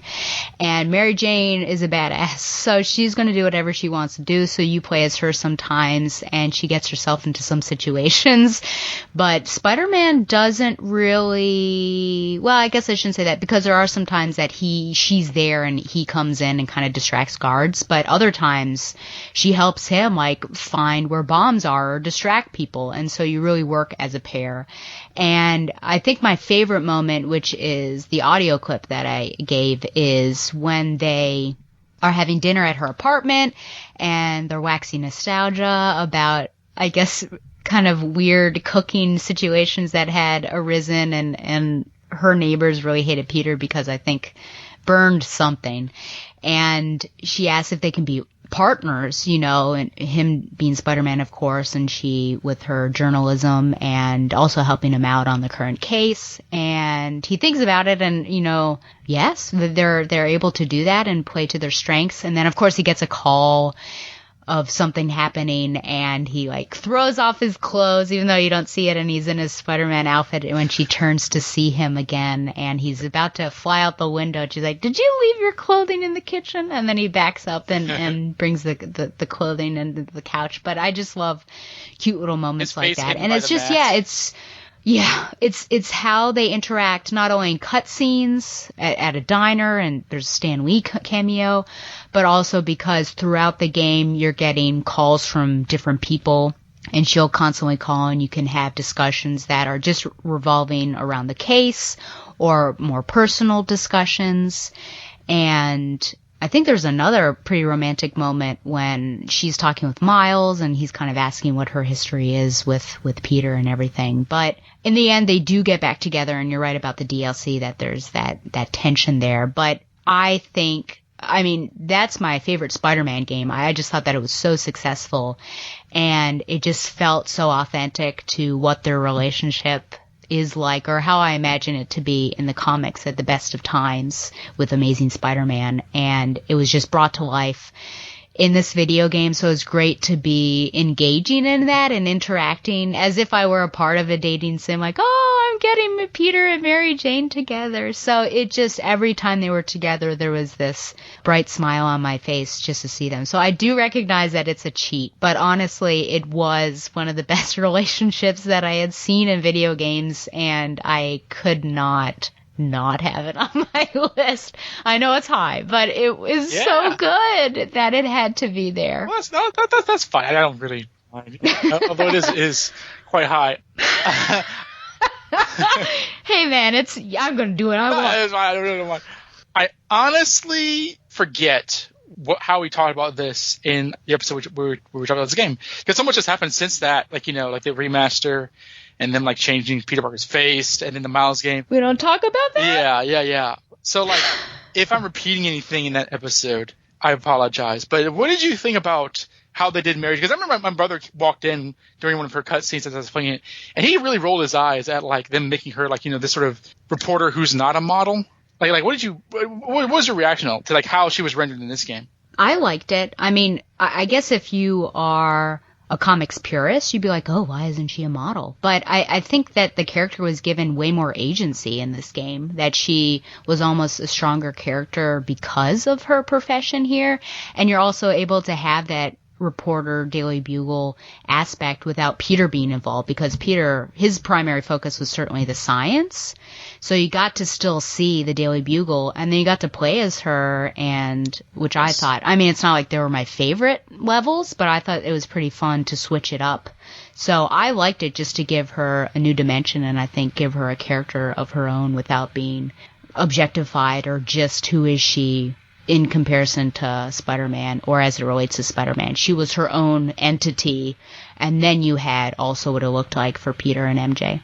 Yeah, it was such a wonderful surprise when she shows up in the game, because I think at that point you probably met Dr. Octavius and probably Aunt May, but you know, you're pretty much by yourself. And then like when you're in the museum, and I think I think somebody's about to get the drop on you, more or less, because you know, Spider Sense, but she knocks him out, and she's like, hey, she says, "Hey Pete," in the costume. I think that's where I knew, oh, this game's operating on a really storied history of Spider-Man. It's not just your blank like Spider-Man thing where like they won't tell you how long he's been in or what's going on. They won't really layer this with like continuity. That was the first time I was like, oh, this is a game where like a lot's gone on up to this point. And I really like that. And it's a very specific point. He's not fought the Green Goblin or Venom yet, but like he has like, you know, a lot of the lead Billy Dicko villains are in its history, even ones that you don't find in the game. So that was really cool. But like also, I think it's the part where you're investigating, like, is it Silver Sables? It's like, what's the later in the game where you're like in the office building with like the lab and stuff? Do you remember which part I'm talking about? It's like with the spider gets on her, and that's how it gets to Miles, and then she has to jump off the building. Oh yeah. Oh, I think that's in the Osborne mansion or something, wasn't it? I know Silver Sable's there, but like it's Osborne. I hated that part, not because of the gameplay or anything. The spiders. Honestly, I really was like I didn't ask for this, but I do love I love the bit where like I think she's on the phone with Peter and like she jumps off and he catches her.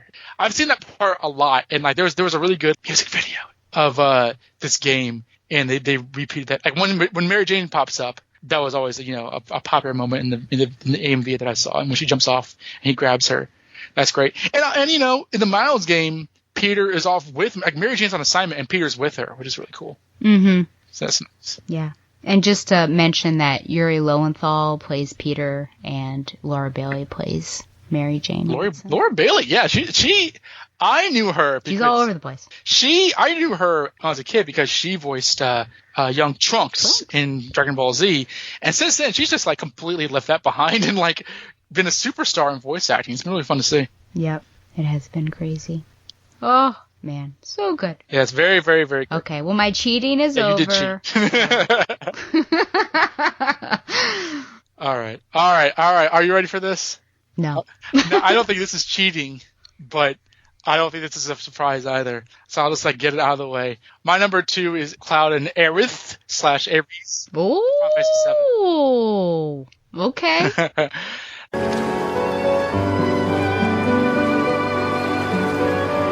Everyone dies eventually. I suppose. So we need to make the most of the time we have. To live our lives the way we want to live. Every minute, every moment matters. I'll remember that. Good.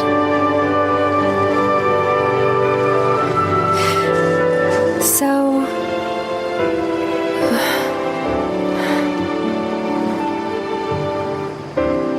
You need to embrace this moment. Right?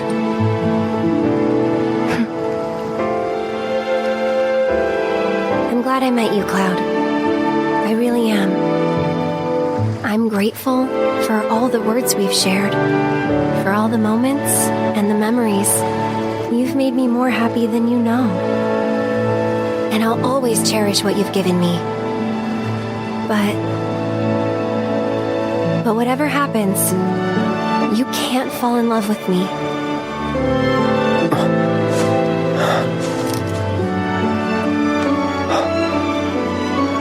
Even if you think you have, it's not real.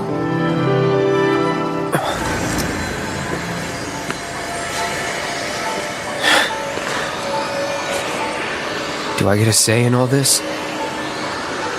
It's almost morning. Time to go.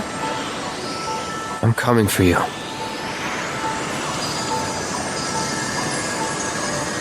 If that's what you want. Thank you. Now, I'll say this right up front because, in terms of the remake, that ended like a third of the way through the game. So when I'm talking about this, right up front, I'll say that like the remake has very, very, very directly and explicitly changed things from the original Final Fantasy VII game and story. Not everything. I mean, it's like 95% the same, but the ways in which there are differences are noticeable enough that the game itself, in fact, Aerith herself says when they're at the end of the road before they randomly fight Sephiroth, that she basically says like we're on some sort of like storyline track where up to this point, whatever happens can happen in ways we can't predict. And the game developers have said, yeah, we're having fun with the expectations of the players, and what that has already happened in the original game may not happen later on. Like for instance, the survival of Biggs in this game by the end, and the survival of Zack, as shown by the very end. That's a huge change. Spoilers, by the way. So obviously, if you don't know, in the original game, Aerith's kind of gaming's Gwen Stacy. She's very, very, very, very famous because she dies in the original game. Like in the original game, she's part of her party. You know, you meet her on the streets as a flower girl. She's the healer. That entire storyline that you see in the FF7 remake is accurate to the original. And she's notable for being killed by Sephiroth. It is a very, very strong possibility that might not happen in the next part. It could. I mean, it's an iconic moment of gaming. But I think there's been enough nudging here or there to where I think players should be expecting to be given a swerve, for instance. So anything that I say that might sound like a spoiler really isn't promised for the next part of FF7 remake. I just want to kind of lay that out.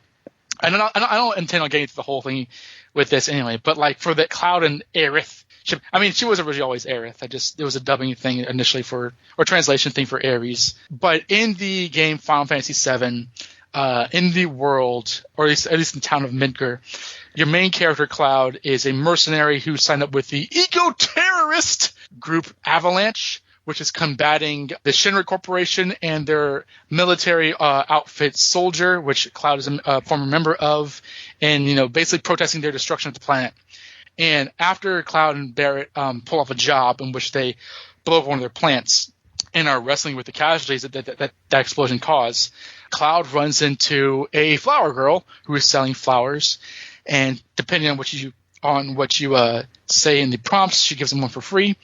You can give that flower to Tifa, and in the remake, Aerith will figure that out and kind of chide you about it. But essentially, in the general text of Final Fantasy VII, Aerith is sort of to Cloud's Gwen as Tifa is to Cloud's Mary Jane, in a way, in which they are the two female characters in the group that you can use. That they're not non-playable. You can play as them, but the game very clearly has that sort of like romantic tension between the childhood friend Tifa and the girl who starts to change Cloud in Aerith.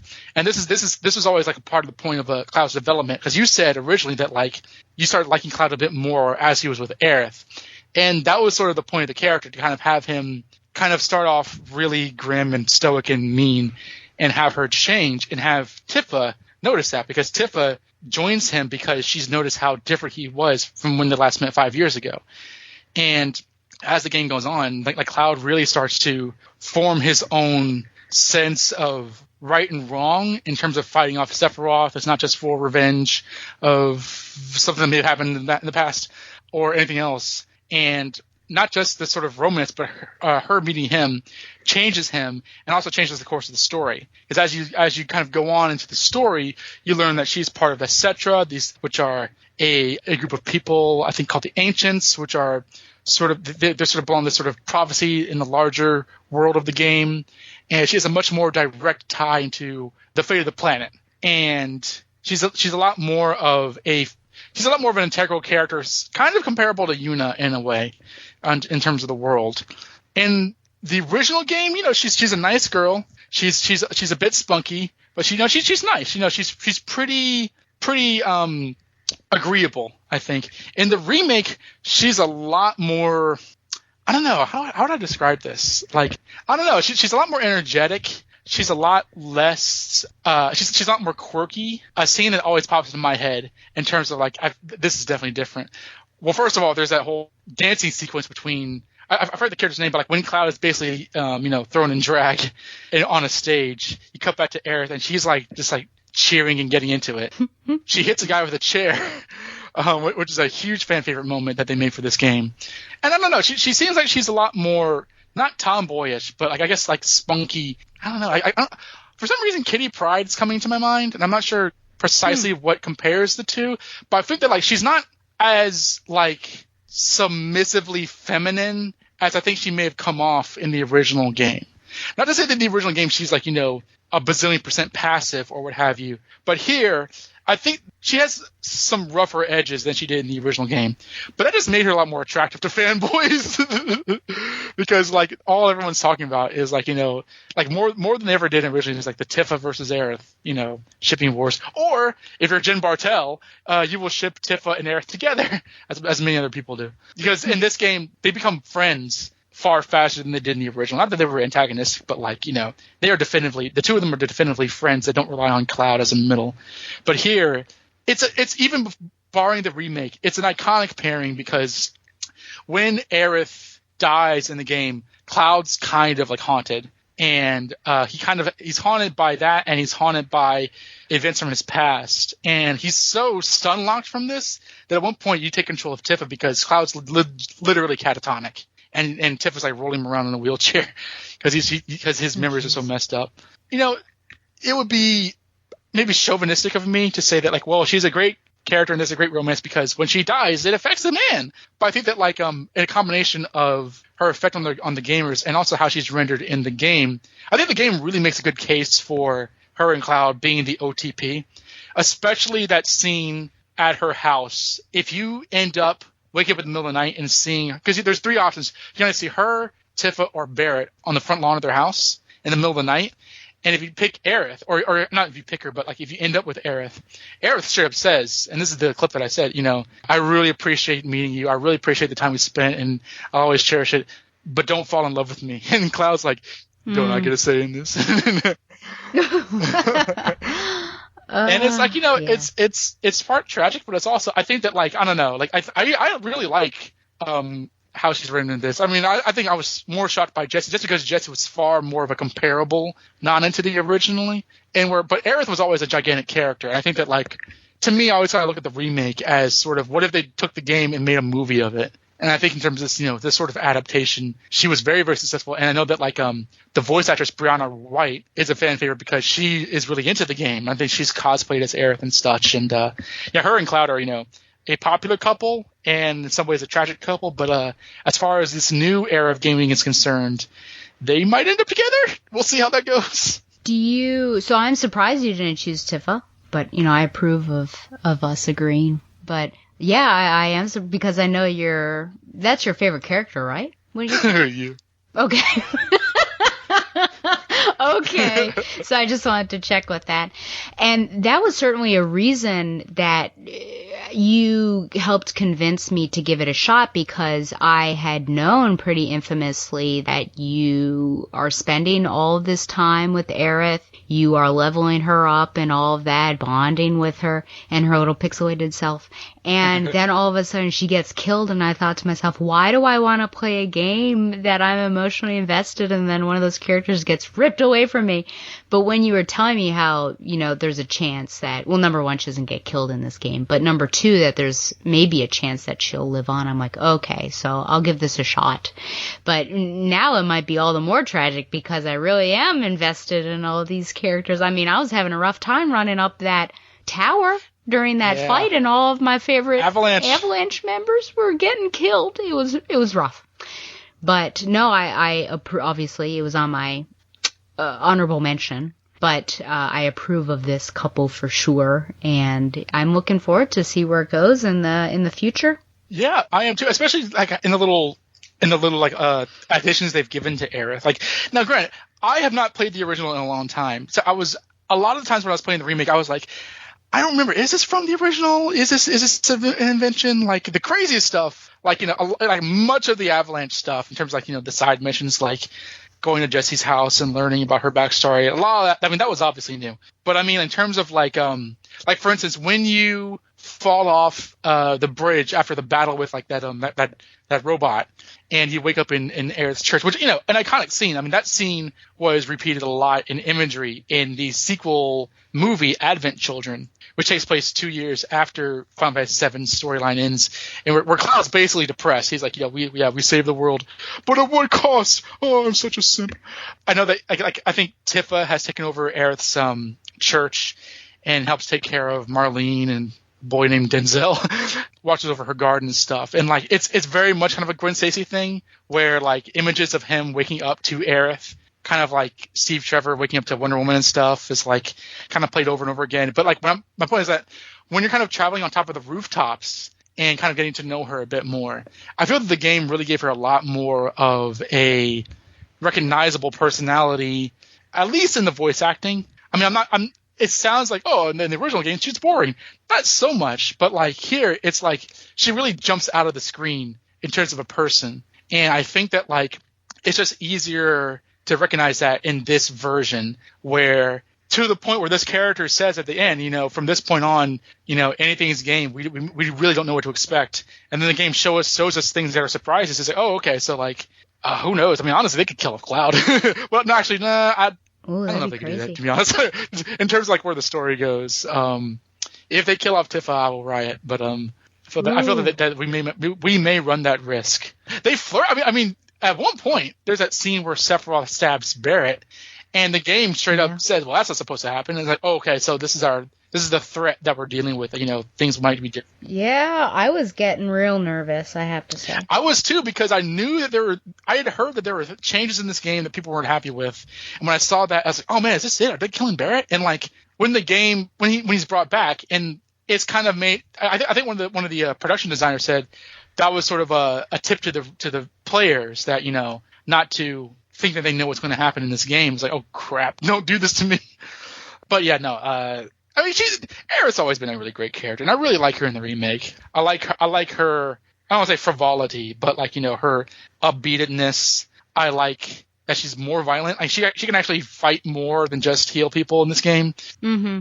I like her enthusiasm, and quite frankly, Cloud is a jerk in this game, and she kind of gets to knock it off, and that's really appreciable. Would you say that Cloud is more, less, or the same of a jerk as Batman? Why are you doing this? Well, I don't know. I mean, first of all, Cloud's a lot younger. I think Cloud's stated age is he's 21. So, whereas Batman's 47. So I don't know. But again, a lot of Cloud's problems by the time that you learn everything there is to know about Cloud, I don't think you'll be as mad at him.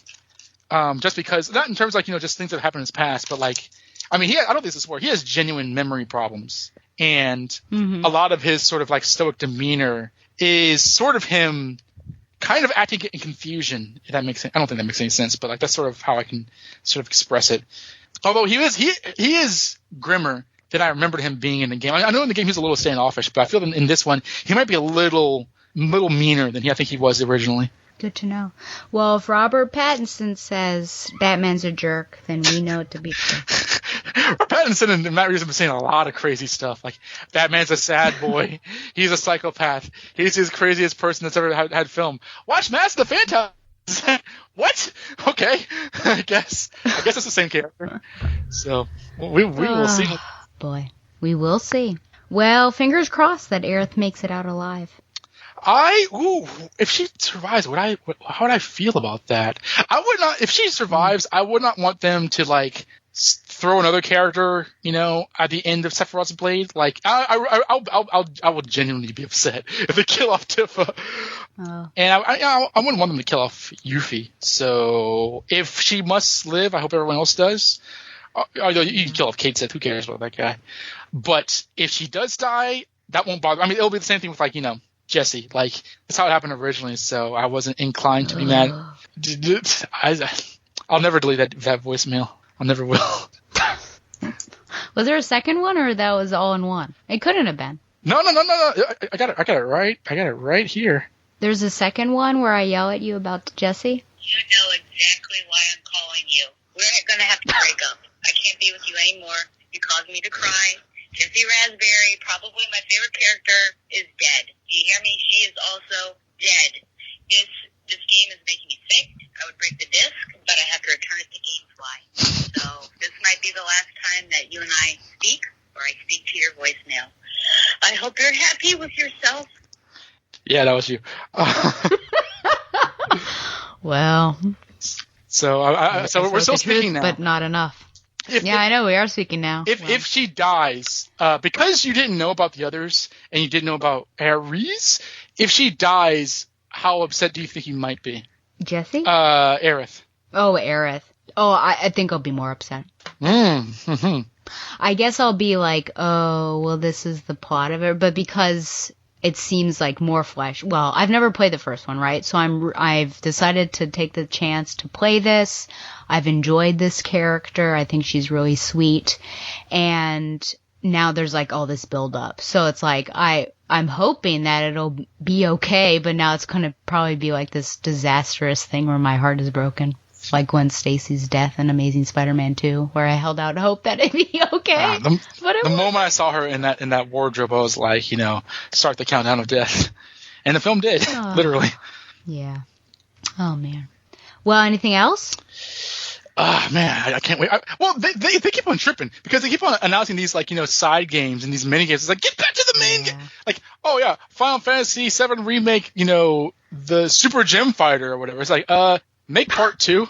Well, they did have that one part that had, what's her name? Yuffie. Yuffie? I pronounce it Yuffie. Yeah. So I don't know what the official pronounce it, but Yuffie, yeah, like the teenage ninja pickpocket. Yeah. Yeah, so at least that had something to lead us towards. That's cool. That's on PS5 though, so it's like, damn it. Oh. Yeah, I've not played that yet. Yeah. But I know that there's been like scenes. You see like the gang like at one point Tifa and Aerith are like hitchhiking, which is, I mean, they're with the others, but like you see them like try to catch like a passing car and stuff. I thought you just said sex scenes. Hitchhiking? No. Is that what you said, or did I mishear you? No. I said there were like scenes. If I said that, I misspoke. There's scenes of them hitchhiking. Okay. What? I really thought you said there are sex scenes. I'm like, there are? No, I missed that completely. I can't wait to do the editing on this. Oh my gosh. But I know that there's been like sex scenes. No. This now I know what you've been looking up on the Wattpad and the OnlyFans, I think it's called. You've been looking up some bad things. Maybe I have, but that's not what I'm talking about. Oh, jeez. Okay, hitchhiking. Okay, well, is it okay to move on? I don't know. What do you think? I don't know. I'm completely thrown off. Please do. You're number 2. Final Fantasy has taken a turn for me, so. What? Ooh, man. Okay, well, my number 2, getting back to the dark, is Ellie and Dina from The Last of Us Part 2. Do it. 2020. Did you? Did you know that this was on my list? Yeah. If it were, well, I don't know. I don't know what I would say about. Did you have a girlfriend in like the previous version? Her girlfriend Riley. Right. Well, I hesitate to say girlfriend, but yeah, she only talks about her in The Last of Us, but you get to see her in the Left Behind DLC. But here it was like full on, they're in a relationship. She's putting on quite the show.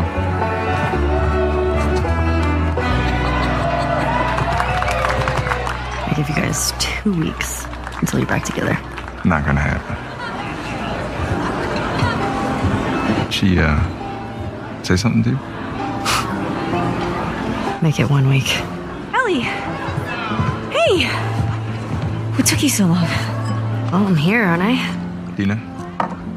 Jesse. Come on. Hey, don't forget, we're heading out early, so get some rest. Yes, sir.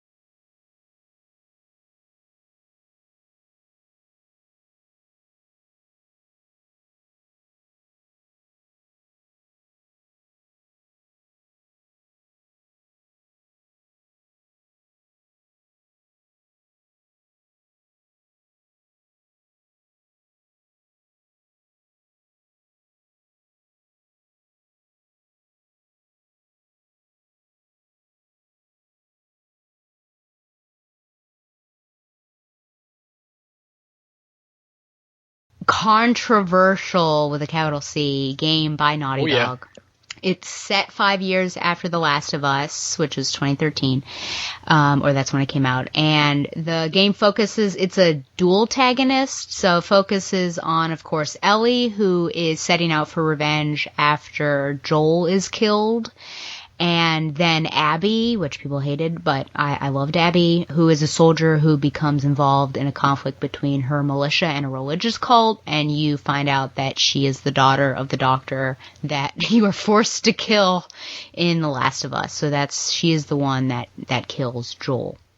And if you didn't know, it's in a post-apocalyptic United States, and it's all about this fungal virus that is around. So zombies to a certain extent. So there's another theme that's popping up here. And Ellie is played by Ashley Johnson for the second time, and then Dina is played by Shannon Woodward. So the first we knew that Ellie was a lesbian. I think if you play The Last of Us, you may not really know. I mean, she talks about Riley, but you could just take that as female friendship. But when you play Left Behind, you're like, oh, okay, so Ellie is, I should say queer. She could be bi, so I'll say queer. But I remember probably one of the first videos that had come out, or fuller videos, was this scene at a dance in Wyoming, in one of the colonies that they're staying. And there's some sort of triangle going around where you've got Jesse, who's this guy that was dating Dina, but they're broken up at this point in time. And clearly Ellie has a thing for Dina, but hasn't said anything. And then Ellie and Dina end up dancing, and then there's a kiss at the end. You're like, oh my gosh, what's happening here? We're really going here? And I don't know if people were upset. It's been a while now since I've investigated the controversies because there were so many of them. I think potentially they were upset that, Ellie is now like an out and out gay protagonist. But I thought it was great. But as things were progressing, and I am so happy, I'm so happy and thankful, which seems like a silly thing to say, but so happy and thankful that I didn't know any of these spoilers, because things, there are major leaks, and so I didn't know about anything, but I'm getting increasingly worried and anxious and paranoid because you see the scene where Ellie is being held down, and you only are seeing her, and she's like, no, please don't do it. And leading up to that, you see her and Dina actually on horses going through a winter wilderness, and I'm just like connecting two and two and thinking, oh my gosh, are you gonna kill off Dina? And they did this fake too, because later on in that trailer you see Joel actually pop up, which in the game it is a fake out because it's Jesse that does it, but Joel pops up and says, you think I'd let you do this alone? So this entire time I'm like, oh my gosh, this relationship seems great, and I've only seen this one scene. Are we going to be doing this barrier gaze trope? Does this count as women in refrigerators? I don't know. So I was getting anxious and really upset. And playing it was also a very intense situation because as I'm in the winter and the snow, I'm like, what's going to happen? And of course, it is Joel, which is still impactful. But there is a really great scene, which you talked about sex scenes in Final Fantasy. There were two sex scenes. You did. There were two sex scenes in this video game. One of them I hesitate to say. I mean, they definitely make out.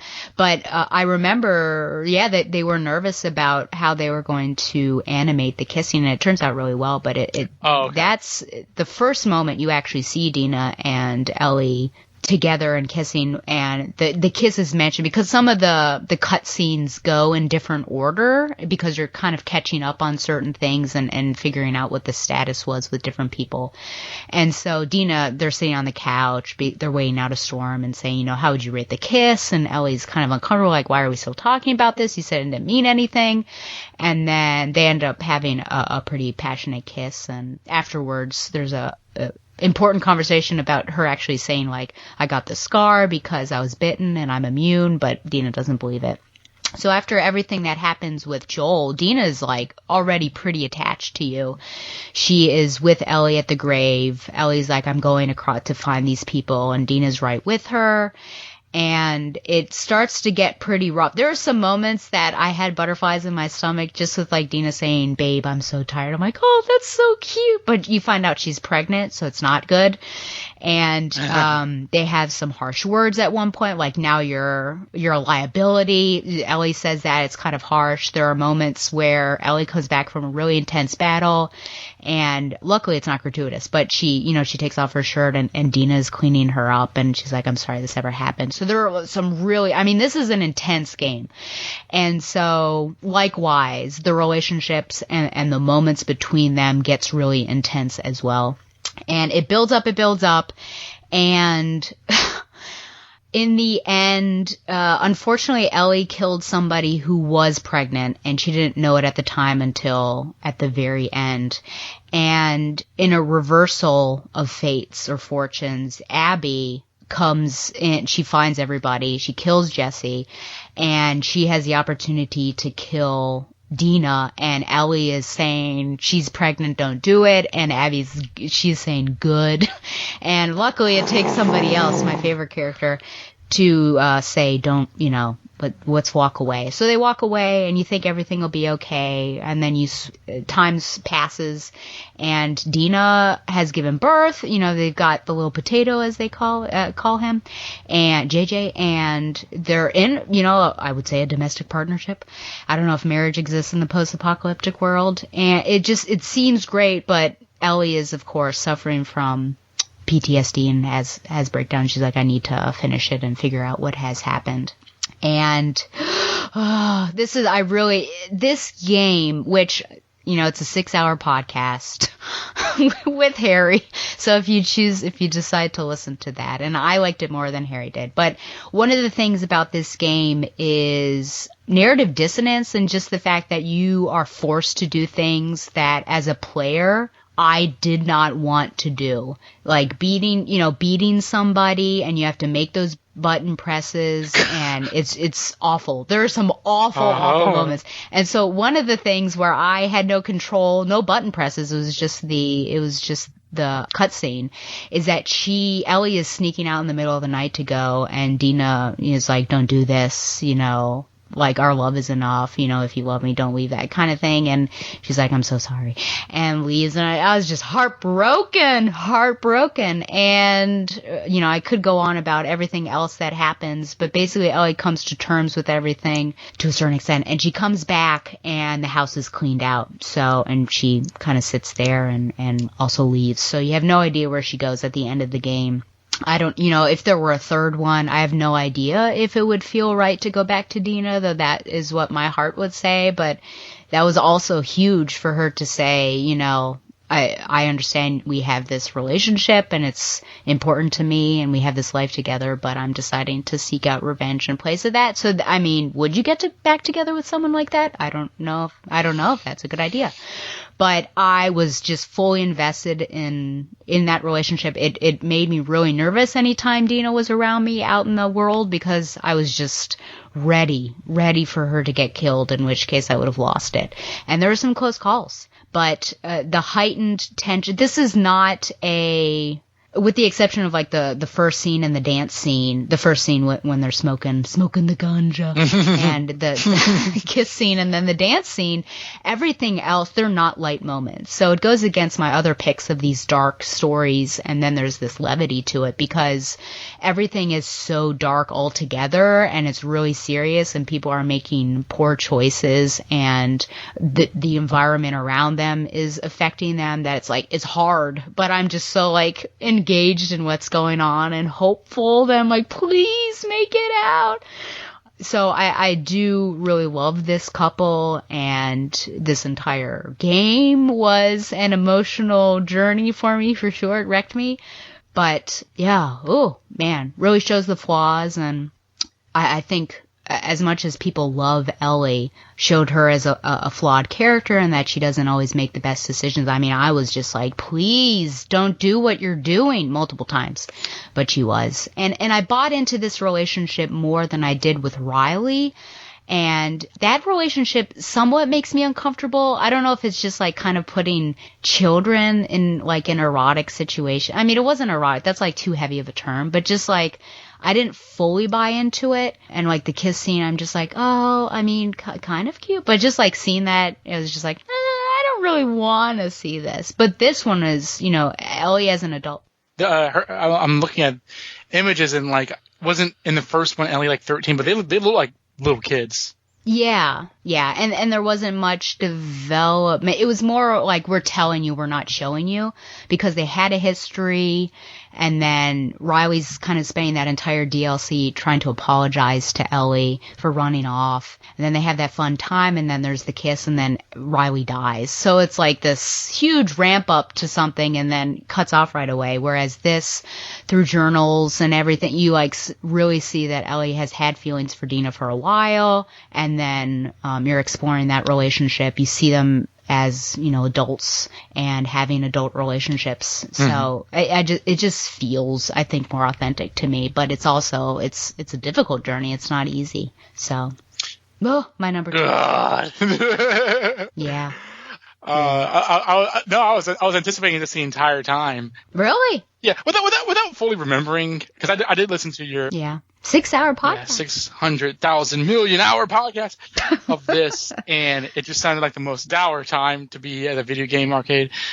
It did sound like it did seem very, very well done, but also it's interesting that you would have a relationship that would be under the threat of violence, and really getting into that, and without really being in the weeds of the Last of Us sort of like fan community, I don't know how.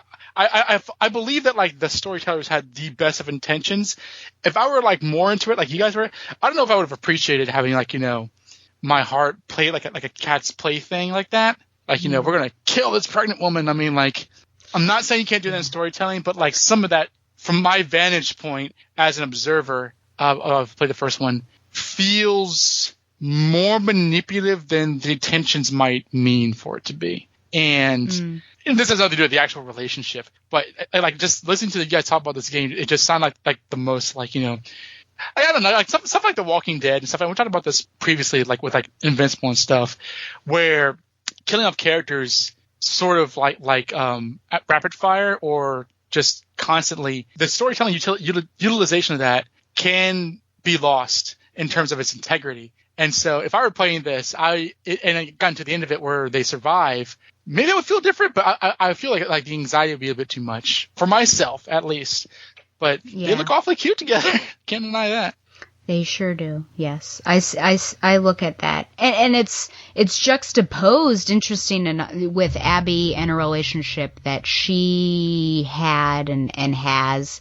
And I still, the shipping.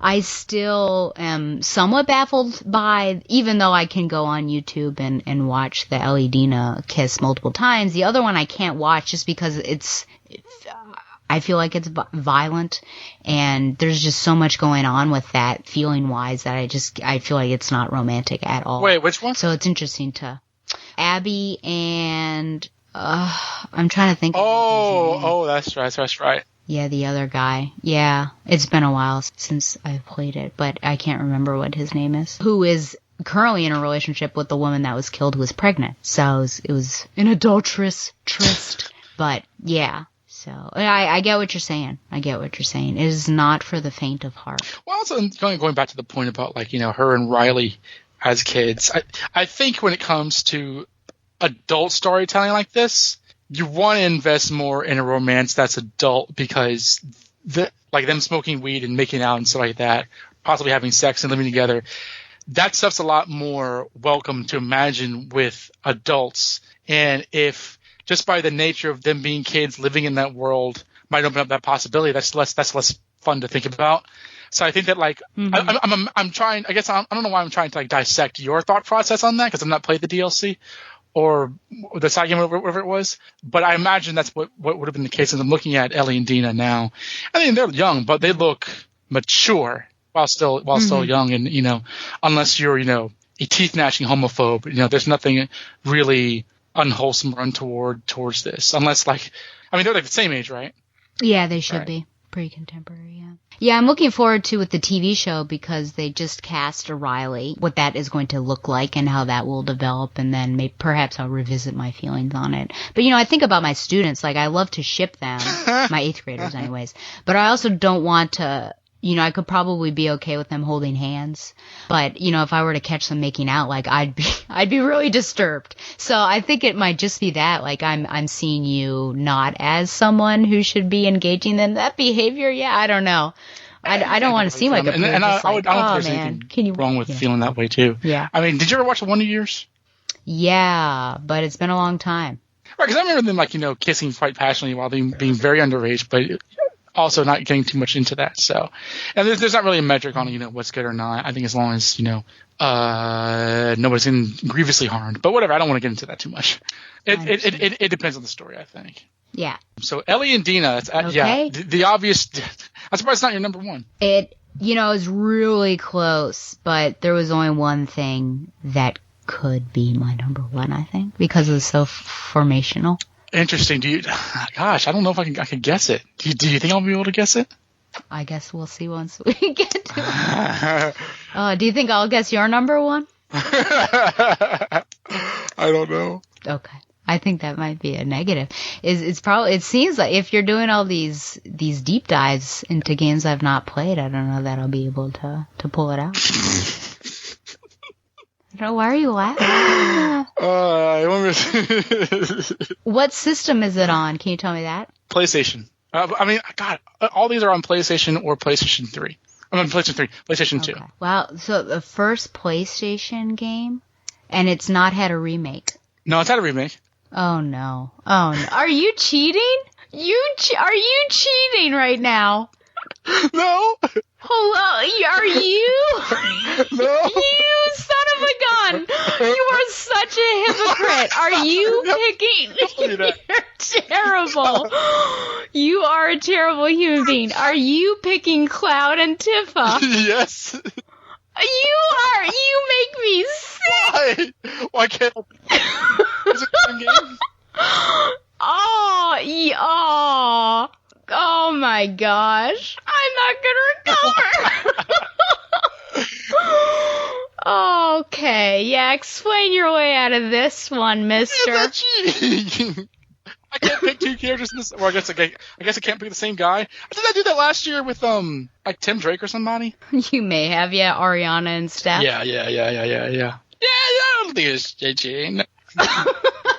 Oh my goodness. Yeah, I don't know. I can't help myself. I bet, yeah, you really can't. Okay, so to get into that, you have the whole purest, freshly fallen snow relationship between Cloud and Aerith, whereas with Cloud and Tifa, you have the classic anime trope of the childhood friend. Hey. So, what did you want to talk about?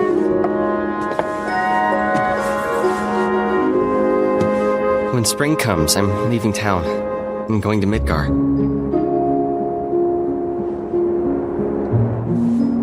Should have figured. All the guys are leaving. But I'm not like them. I'm not going just to look for work. I'm going to be a soldier. The best of the best. Like Sephiroth. The great war hero, huh? Isn't it pretty hard to become a soldier? Yeah, so I won't be back for a long time. Guess not. Think you'll be in the papers? I'll try.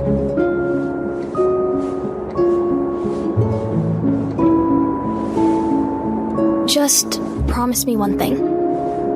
When we're older, and you're a famous soldier, if I'm ever trapped or in trouble, promise you'll come and save me. Huh? That's what heroes do. They save people. Please? Just once. Come on, promise me.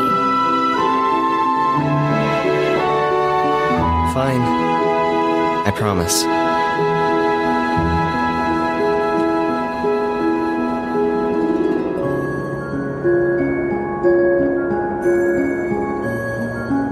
Another iconic scene from the game that they faithfully translated into the remake is the flashback sequence on the water tower where they meet up as like teenagers, and Cloud says, I'm going to join Soldier and be as awesome and heroic as my hero Sephiroth. Famous last words. And Tifa's like, oh, well, if you're going to be a big bad soldier boy, then promise me one thing. If I'm in trouble, you'll come to my rescue and save me. And he's like, oh, I don't want to. Promise me, you douchebag. And he's like, okay, fine, I'll promise. And so there's sort of this setup where you meet. Now, that in the original game, you first see that after you meet Tifa at the Seventh Heaven bar where she runs. In the remake, it's a randomly flashback scene when you're on a mission with Biggs and Wedge. But in the remake, Tifa's kind of spoken with like hushed whispers, like, oh, this soldier guy, can we trust him? His name is Cloud. Well, I don't know, but if Tifa says that he's a good guy, like there's a lot of that going on where like Tifa is sort of like foreshadowed, which I find interesting. She's always a very fan favorite character because while Aerith is the typical RPG healer character, I saw that like Tifa was sort of made to be sort of the monk related character, but I'm not sure why, because she's a fighter, she's the brawler. She uses a lot of boxing and kickboxing moves. A lot of her techniques are physically based. She's a lot of like flash kicks and roundhouse kicks and such. And honestly, she's my favorite to play in the remake. But her relationship with Cloud, I think, is interesting because you have that whole dichotomy of the childhood friend. How different are they as adults? You have her personality, and which I think, whereas Aerith is a very like spunky girl in the remake, I think Tifa's just a really like lovely woman. She experiences anger and heartache. She breaks down if you have her in the front yard scene outside of Aerith's house. She's also friends with Avalanche, and she's sort of a mediator between Barrett and Cloud. But I think that what I like is that she's very much shown to be. This is from the original game. Her whole thing with Don Corneo was that she put herself in that position. She wasn't like captured or whatever. She kind of put herself in that position to kind of learn more for Avalanche. She kind of continued with Avalanche's mission, but was a bit more. I think she was a lot more conflicted than Barrett was in terms of the terrorist acts that they're committing. And as the game goes on, and you have that sort of thing between Cloud and Aerith kind of growing. You see Tifa's reaction to it, and so with Aerith is gone, Tifa is really mourning her friend, but she's also trying to help Cloud while also trying to save the world. And there's that part that I mentioned in the second half of the game where Cloud's just totally useless, and so Tifa kind of takes control, learns about his backstory, and you learn more about what happened with Tifa. Like she can fight because there was a reason why she learned that she needed to fight. Like something happened to her and she decided, I need to defend myself and get trained in martial arts. She also knew Sephiroth when they were younger. And so there's a lot to her character that the remake hasn't gotten into yet. But I don't know. I just find that the two of them appealing because you have the classic anime. Like Cloud is a tsundere, right? Like he is the dark, kind of like mean character who won't say nothing about nothing and won't commit to expressing himself emotionally. And she's comparatively brighter where she tries to bring him out of it, although she's not like, being cloying or annoying. And as the two of them, like she's not really rebuffed often by him being a sourpuss. And I think they work well together. And I really like how they're done in this first half, especially when they're with Aerith and the three of them are going along together. Because I feel that like it's much easier to get a hold on how they feel about each other, because Cloud's clearly growing fears for Aerith, but he's never like really like disliked or put back his feelings for Tifa. And I guess I don't know if this is a spoiler, but the reason he joined Soldier was to basically impress Tifa, and I think she knows that, but she's let on that she knows to him that's his reason. So I don't know. There's something very sweet about it, and in fact, I like the fact that they both grew up to be very like kick-ass adults, and only one of them is emotionally stunted. I think that like ever since I played this game, I always kind of shipped those two more so than Cloud and Aerith. That even increased, as well as the fact that like she's my favorite character in this series. So if you mute yourself from vomiting, you can stop now.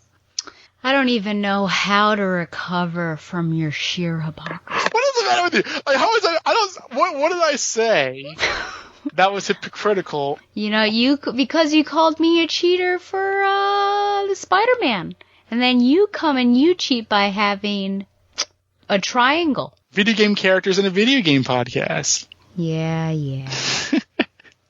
Well, as I said, I mean, I think it is I'm not going to say like, oh, how dare you, that's not a true couple, but it was certainly something that I contemplated, and I think there are even those moments in Final Fantasy VII Remake where you are given a choice. I don't think you're forced, but to interact with Tifa and like meet her up. I think if you do all of the side quests, then you can impact or affect what dress she'll end up wearing, which I missed one, so I was given a dress I didn't care for. But that's fine. So yeah, I think I remember a moment where they're sitting, there might have been a flashback, but sitting up by a water tower, if that sounds familiar, and like talking about the past. So I think there is something really special about childhood friendships and having that relationship already solidified and then building upon it. And I think, just like Mary Jane, she seems so capable on her own. And I know there was a controversy about her bust size, but they were fine. I think we didn't need to go any larger, but just like, her capabilities as a fighter, I ended up using her a great deal in my party. And I also like her personality and being spunky and saying fun things, and also being serious, because initially when they're in her bar and Avalanche is having that discussion and she's talking about some weighty things of, what does this mean, or what Avalanche is doing, how will that affect Midgar and things like that. So it's not all about the shipping. She is a pretty serious character as well. So I do approve of this, but I'm just astounded. Well, I do like when I can shock you. It reminds me of when I put a Minimi episode, like as my number 2 for that Robotech Shipper Spotlight. That's one of my favorite podcasting moments ever.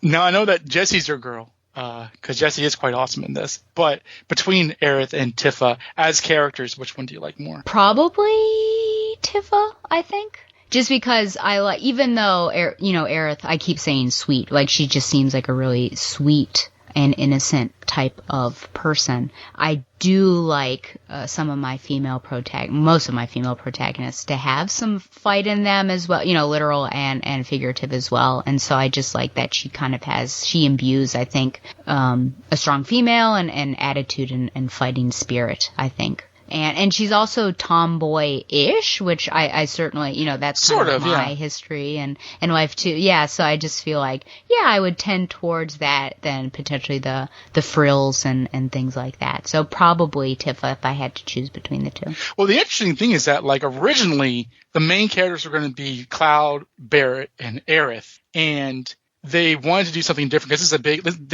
a big, like, this is a game that kind of was going to launch the PlayStation in Japan, or really help sell it. And the game designers were like, okay, well, what if we kill somebody off? And one of the people behind the game didn't like the idea of killing off the love interest. Like, it kind of just felt a little tropey and stuff. I mean, they still did it. But, like, Tifa was originally going to be, like, just a supporting character that you couldn't play as. Just like, she runs the bar and she's a friendly person or whatever. And when they kind of decided to kill off Aerith, Tifa was sort of developed into an actual character that you'd fight as. And also they thought that, like, they could, even in the original one, kind of give players a more of a romantic option between Tifa and Aerith without really committing to one or the other. And also the person who designed her just really liked her. So he kind of like pushed to have her actually be a playable character. So Tifa was kind of created as a reaction to Aerith in a way, which is interesting because I think at least in America she's more popular. I don't know how it is in Japan, but I know that, like, she's, like, in top 5 favorite video game women of all time.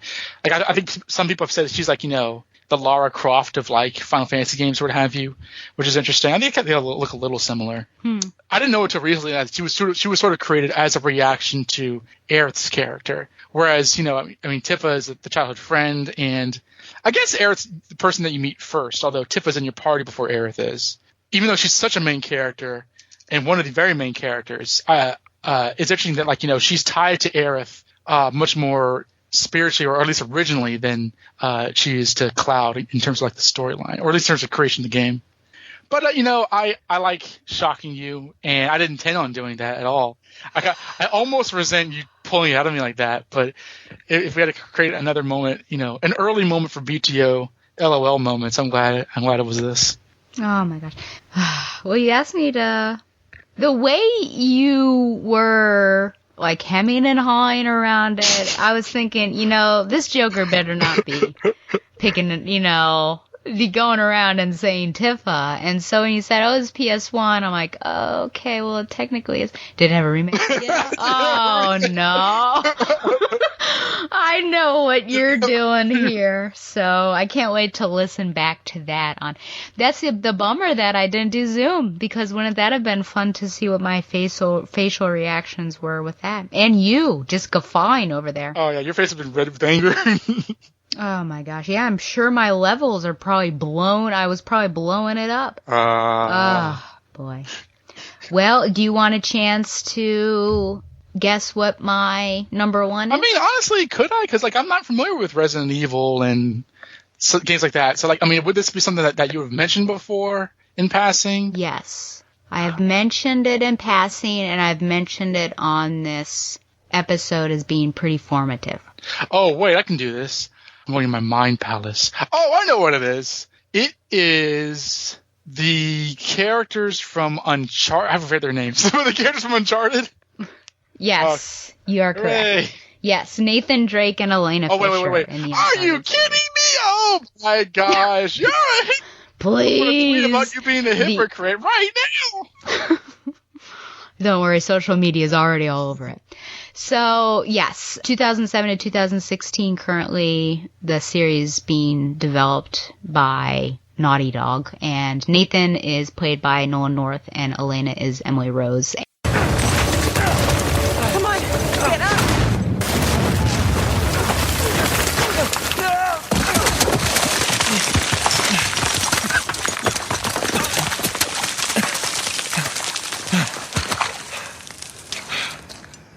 Thanks, Captain Avery. It's just like old times, huh? Lena? Lena? Hey! Lena, come on! Lena! My hero. Oh, no, you didn't do that. No! That's not funny! Oh, you have done much worse. God, you gave me a goddamn heart attack. Oh, let me listen. Sounds good to me. You realize we're now even for everything I've ever pulled, right? Yeah, like ever. No, not by a long shot. Gosh, you've got mud everywhere. Anyone ever tell you have a funny idea of romantic? Yeah, I may have heard that somewhere before.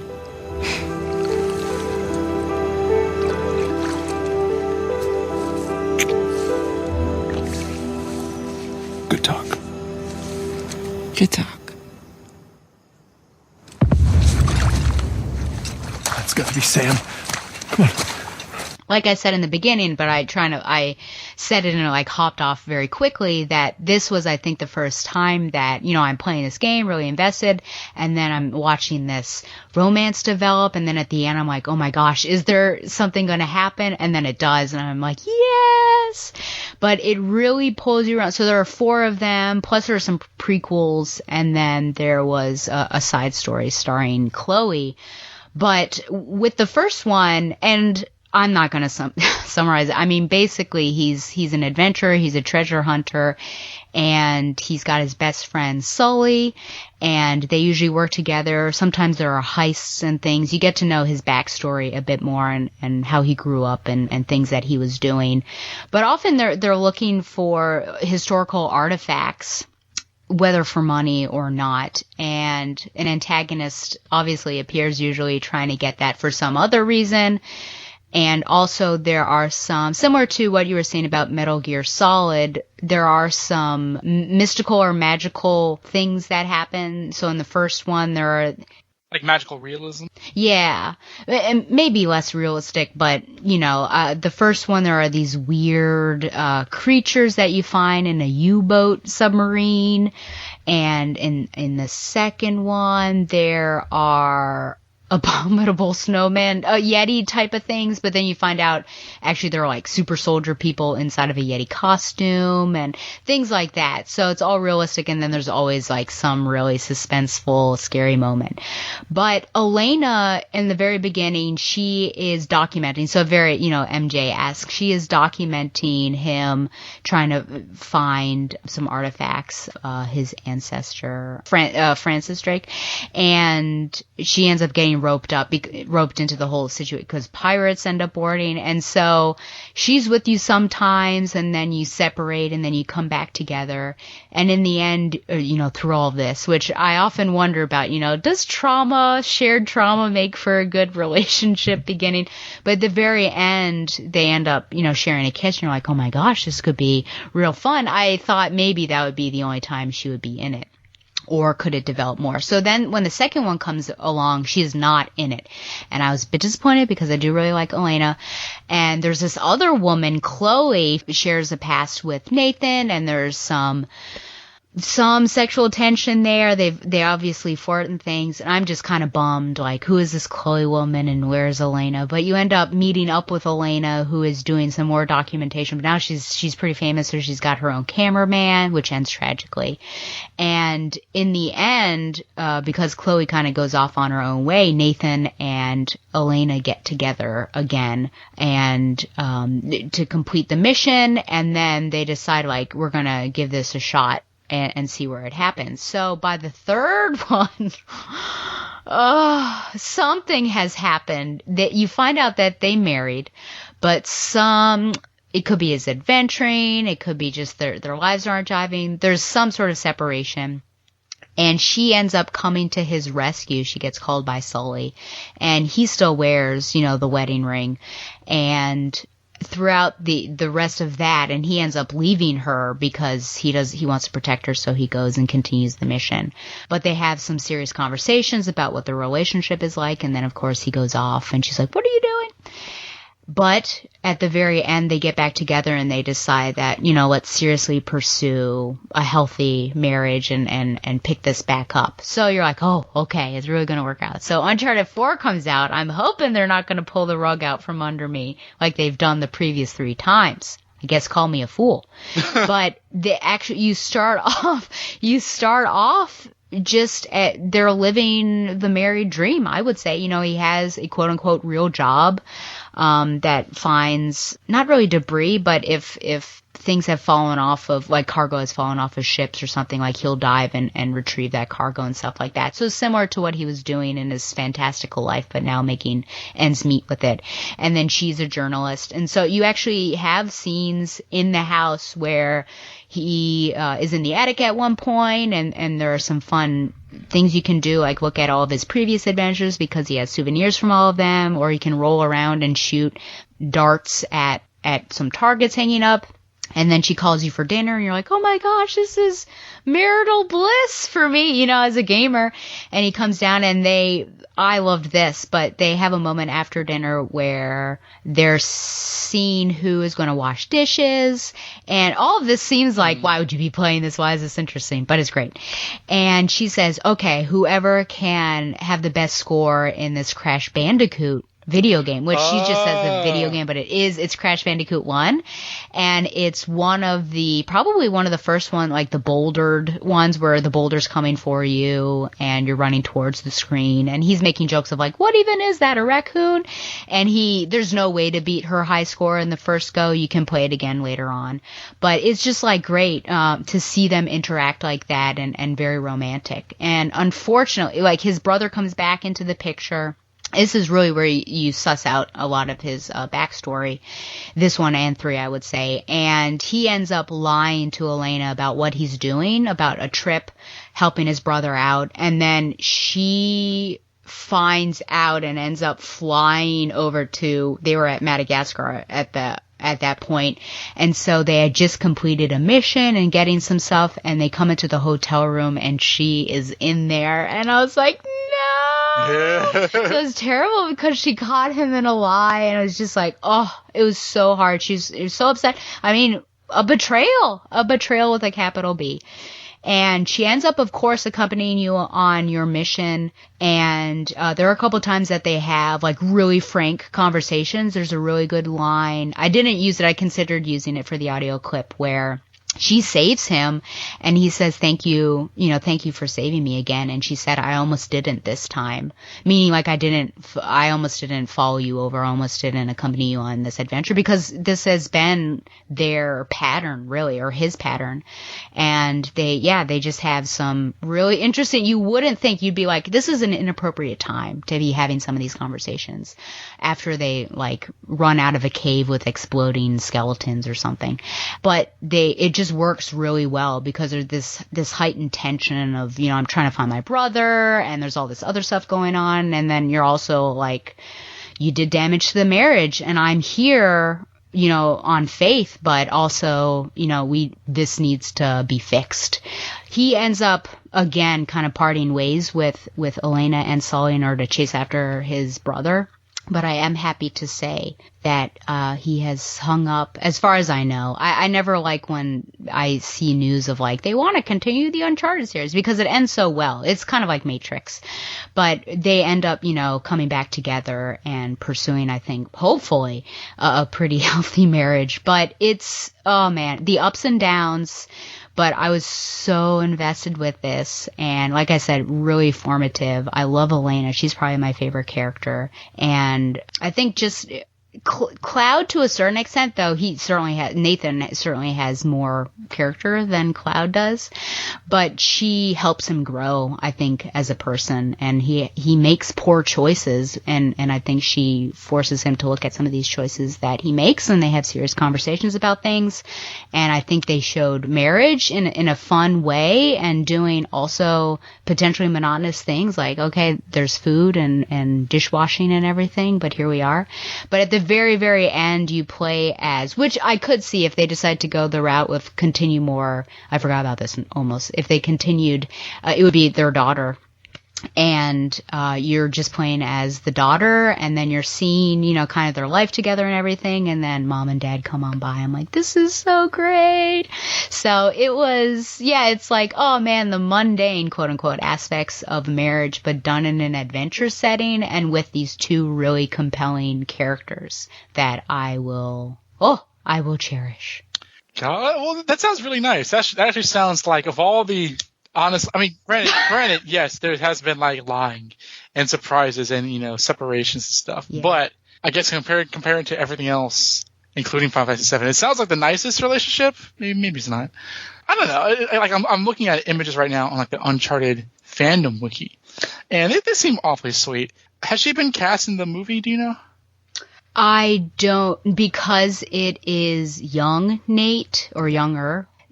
I don't think that she's in it. Okay, gotcha. Yeah, I know you have Sully and obviously Nathan Drake himself.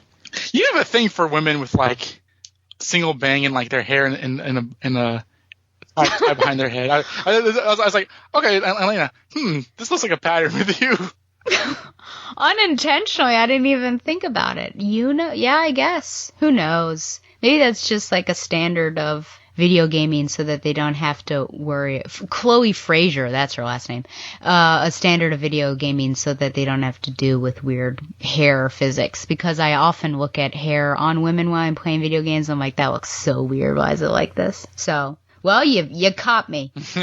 I have a thing for particular hairstyles in video games. I'll never let you go. Yep. Which one of these, there's 4 main games, right? Yeah. Which one of these is your favorite? Whoa. It's a good question. Maybe 2? I just remember being so enthralled by 1, and when 2 was coming out, seeing all of the images and being in Nepal and like the first scene, waking up and having been shot and being at the base of a train that's hanging off of a cliff and you have to climb up. It was just like, oh my gosh, where are we? And yeah, it just seemed like so evolved even from the first one. But it was also hard because I'm seeing this Chloe woman. I'm like, where's my Elena? But the fourth one, I think cathartically, would be really closely up there. And just being able to see all the things getting tied together and in a bow that I appreciate and how it's wrapped. So two or four. Okay, yeah, it's 4, 17. And does there scene? When did 4 come out? How recent? That was 2016. Okay, have they kind of like dusted their hands and said, no, that's it. We're not going to really pursue any more sequels? They had I would say it's like a side-by-side with 4 with Chloe and Nadine, who was kind of an antagonist in 4, and they had their own, it wasn't even a DLC, it was a pretty fully fleshed out side adventure, which I would almost ship those two. I'm not sure though. But they've kind of said like no more, but because it sells so well, and they're all about the monies, that I have seen something recently that they want to continue the Uncharted series, but I just wonder what that would look like. And they've done a couple on Vita, which I wish I could play, but I'm not going to buy a Vita just to play it. Oh my god, the Vita! I forgot that was a thing. I know.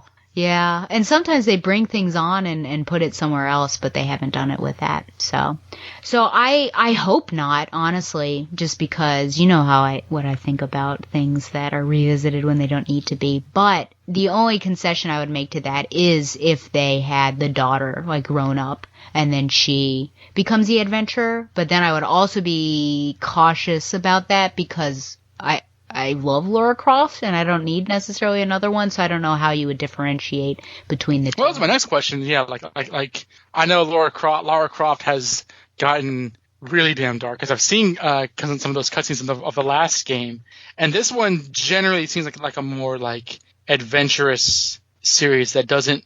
I mean, whatever darkness there is doesn't seem to be like specific. How would you compare the series? Yeah, I obviously adventuring, they kind of tie into that, but I would say tonally they are different. And there are some shocking moments, like Sully gets shot in the first one, he gets shot in the third one, and you kind of are like, oh my gosh, did they just kill off Sully? And Nate doesn't have an easy childhood and seeing what that was like growing up and his brother and everything. So I think they have deep moments, but mostly like pretty level or some light and humorous moments. Whereas Laura, yeah, she makes some questionable decisions, I would say. The world gets, destroyed and people's lives are at stake with some of the decisions that she makes. I think it almost seems like more is at stake with Laura than with Nate. Okay, interesting. Okay, so yeah, because isn't Lara Croft like rich? She is, yeah. Okay. Huh. And Nate is just he's just a man making ends meet. Yeah, we're gonna. No, it seems like given their house at the end of the game that maybe they've been pretty profitable in his salvaging company. Okie dokie. Now, I recall you being at the Uncharted series back during the crawl space days. Would I deign to presume that this is your favorite series, your game series? I think that's probably accurate, yeah. Oh, my. It's something that I can play repeatedly without getting bored of it. I see. And like every few years I'll play the whole thing. Like when COVID started and PlayStation knew people were going through a tough time and they dropped the Uncharted Legacy out on the PlayStation Store for free for people. I played all 3 of those, and then I did Uncharted 4, and then I did Uncharted Lost Legacy, which is the Chloe and Nadine tale. And I was like, this is great. I love revisiting this. So yeah, I just have fun with them and enjoy the characters a great deal. Oh, that's nice. It's always good to have comfort games. I mean, I went back to the well of for sure the Crash Bandicoot games, so I'll tell him that you left him behind as your favorite Naughty Dog property. Oh, that's so sad. Yeah. He's second. But it's like all in the family, though, since Naughty Dog had control over both of them. Absolutely. Did you play the Jack and Daxter games? I did, 1 and 2, but then I got stuck. 2, I feel it's really hard. I don't know if I'd be better now. Like, maybe I should give it a go again. But I just was getting stuck on things and could not progress. So I wish I could see 2, finish up 2 and do 3 as well. But, yeah. He went from a silent protagonist to kind of this jerky kind of guy. It was interesting. He did, yeah. I actually never owned this, but my friend did. And 2 and 3 we played together. And that was interesting too. That was a series that, like, it started off with a pretty, breezy tone, and it got darker as it went on, and that was sort of like, I think that's maybe in the air about things at the time, but like that was pretty interesting, and I think that was not Naughty Dog sort of stretching their muscles in terms of storytelling, because the Crash series, the Crash series is a cartoon. There's nothing really worth mentioning in terms of a story, I think, as great as it is.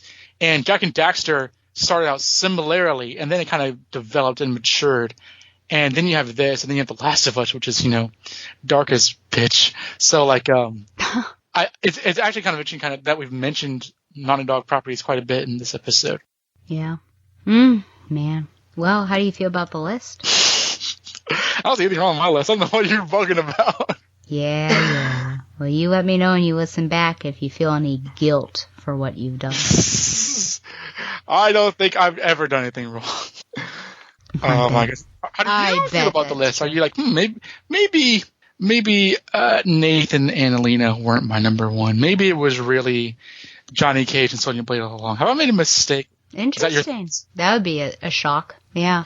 No, I think even as I was doing it, though, I kept thinking about other video games that I've played and am I missing anything? I feel like I got it. It just makes me uncomfortable is not the word, but nervous that, oh man, was I only picking modern games? Was I missing something? But I guess I won't find out until later. I almost picked Miles, and the Tinkerer. Right. But that, I mean, even though there's like a sense of there's some romantic shipping there, they really just were friends. So I felt like I couldn't really do that. But yeah, I feel like I'm okay with it. Even my cheats, but they're not as bad as yours, I think. Honestly, I couldn't really, I mean, I won't say that like, I thought of these and nothing else, but like, I couldn't think of many more in the games that I've played. Romance just didn't really come up in a lot of the games. I guess aside from Harvest Moon, even with Harvest Moon, like, there wasn't much dynamism in those romances. It was pretty straightforward. And my choices had like an actual, like a genuinely written out story alongside them rather than just pairings. Yeah. So like everything else, like, I'm a huge Street Fighter fan, and I know in some of the fandom there's like, oh well, Ryu and Chun-Li, but that doesn't exist. That's not a thing.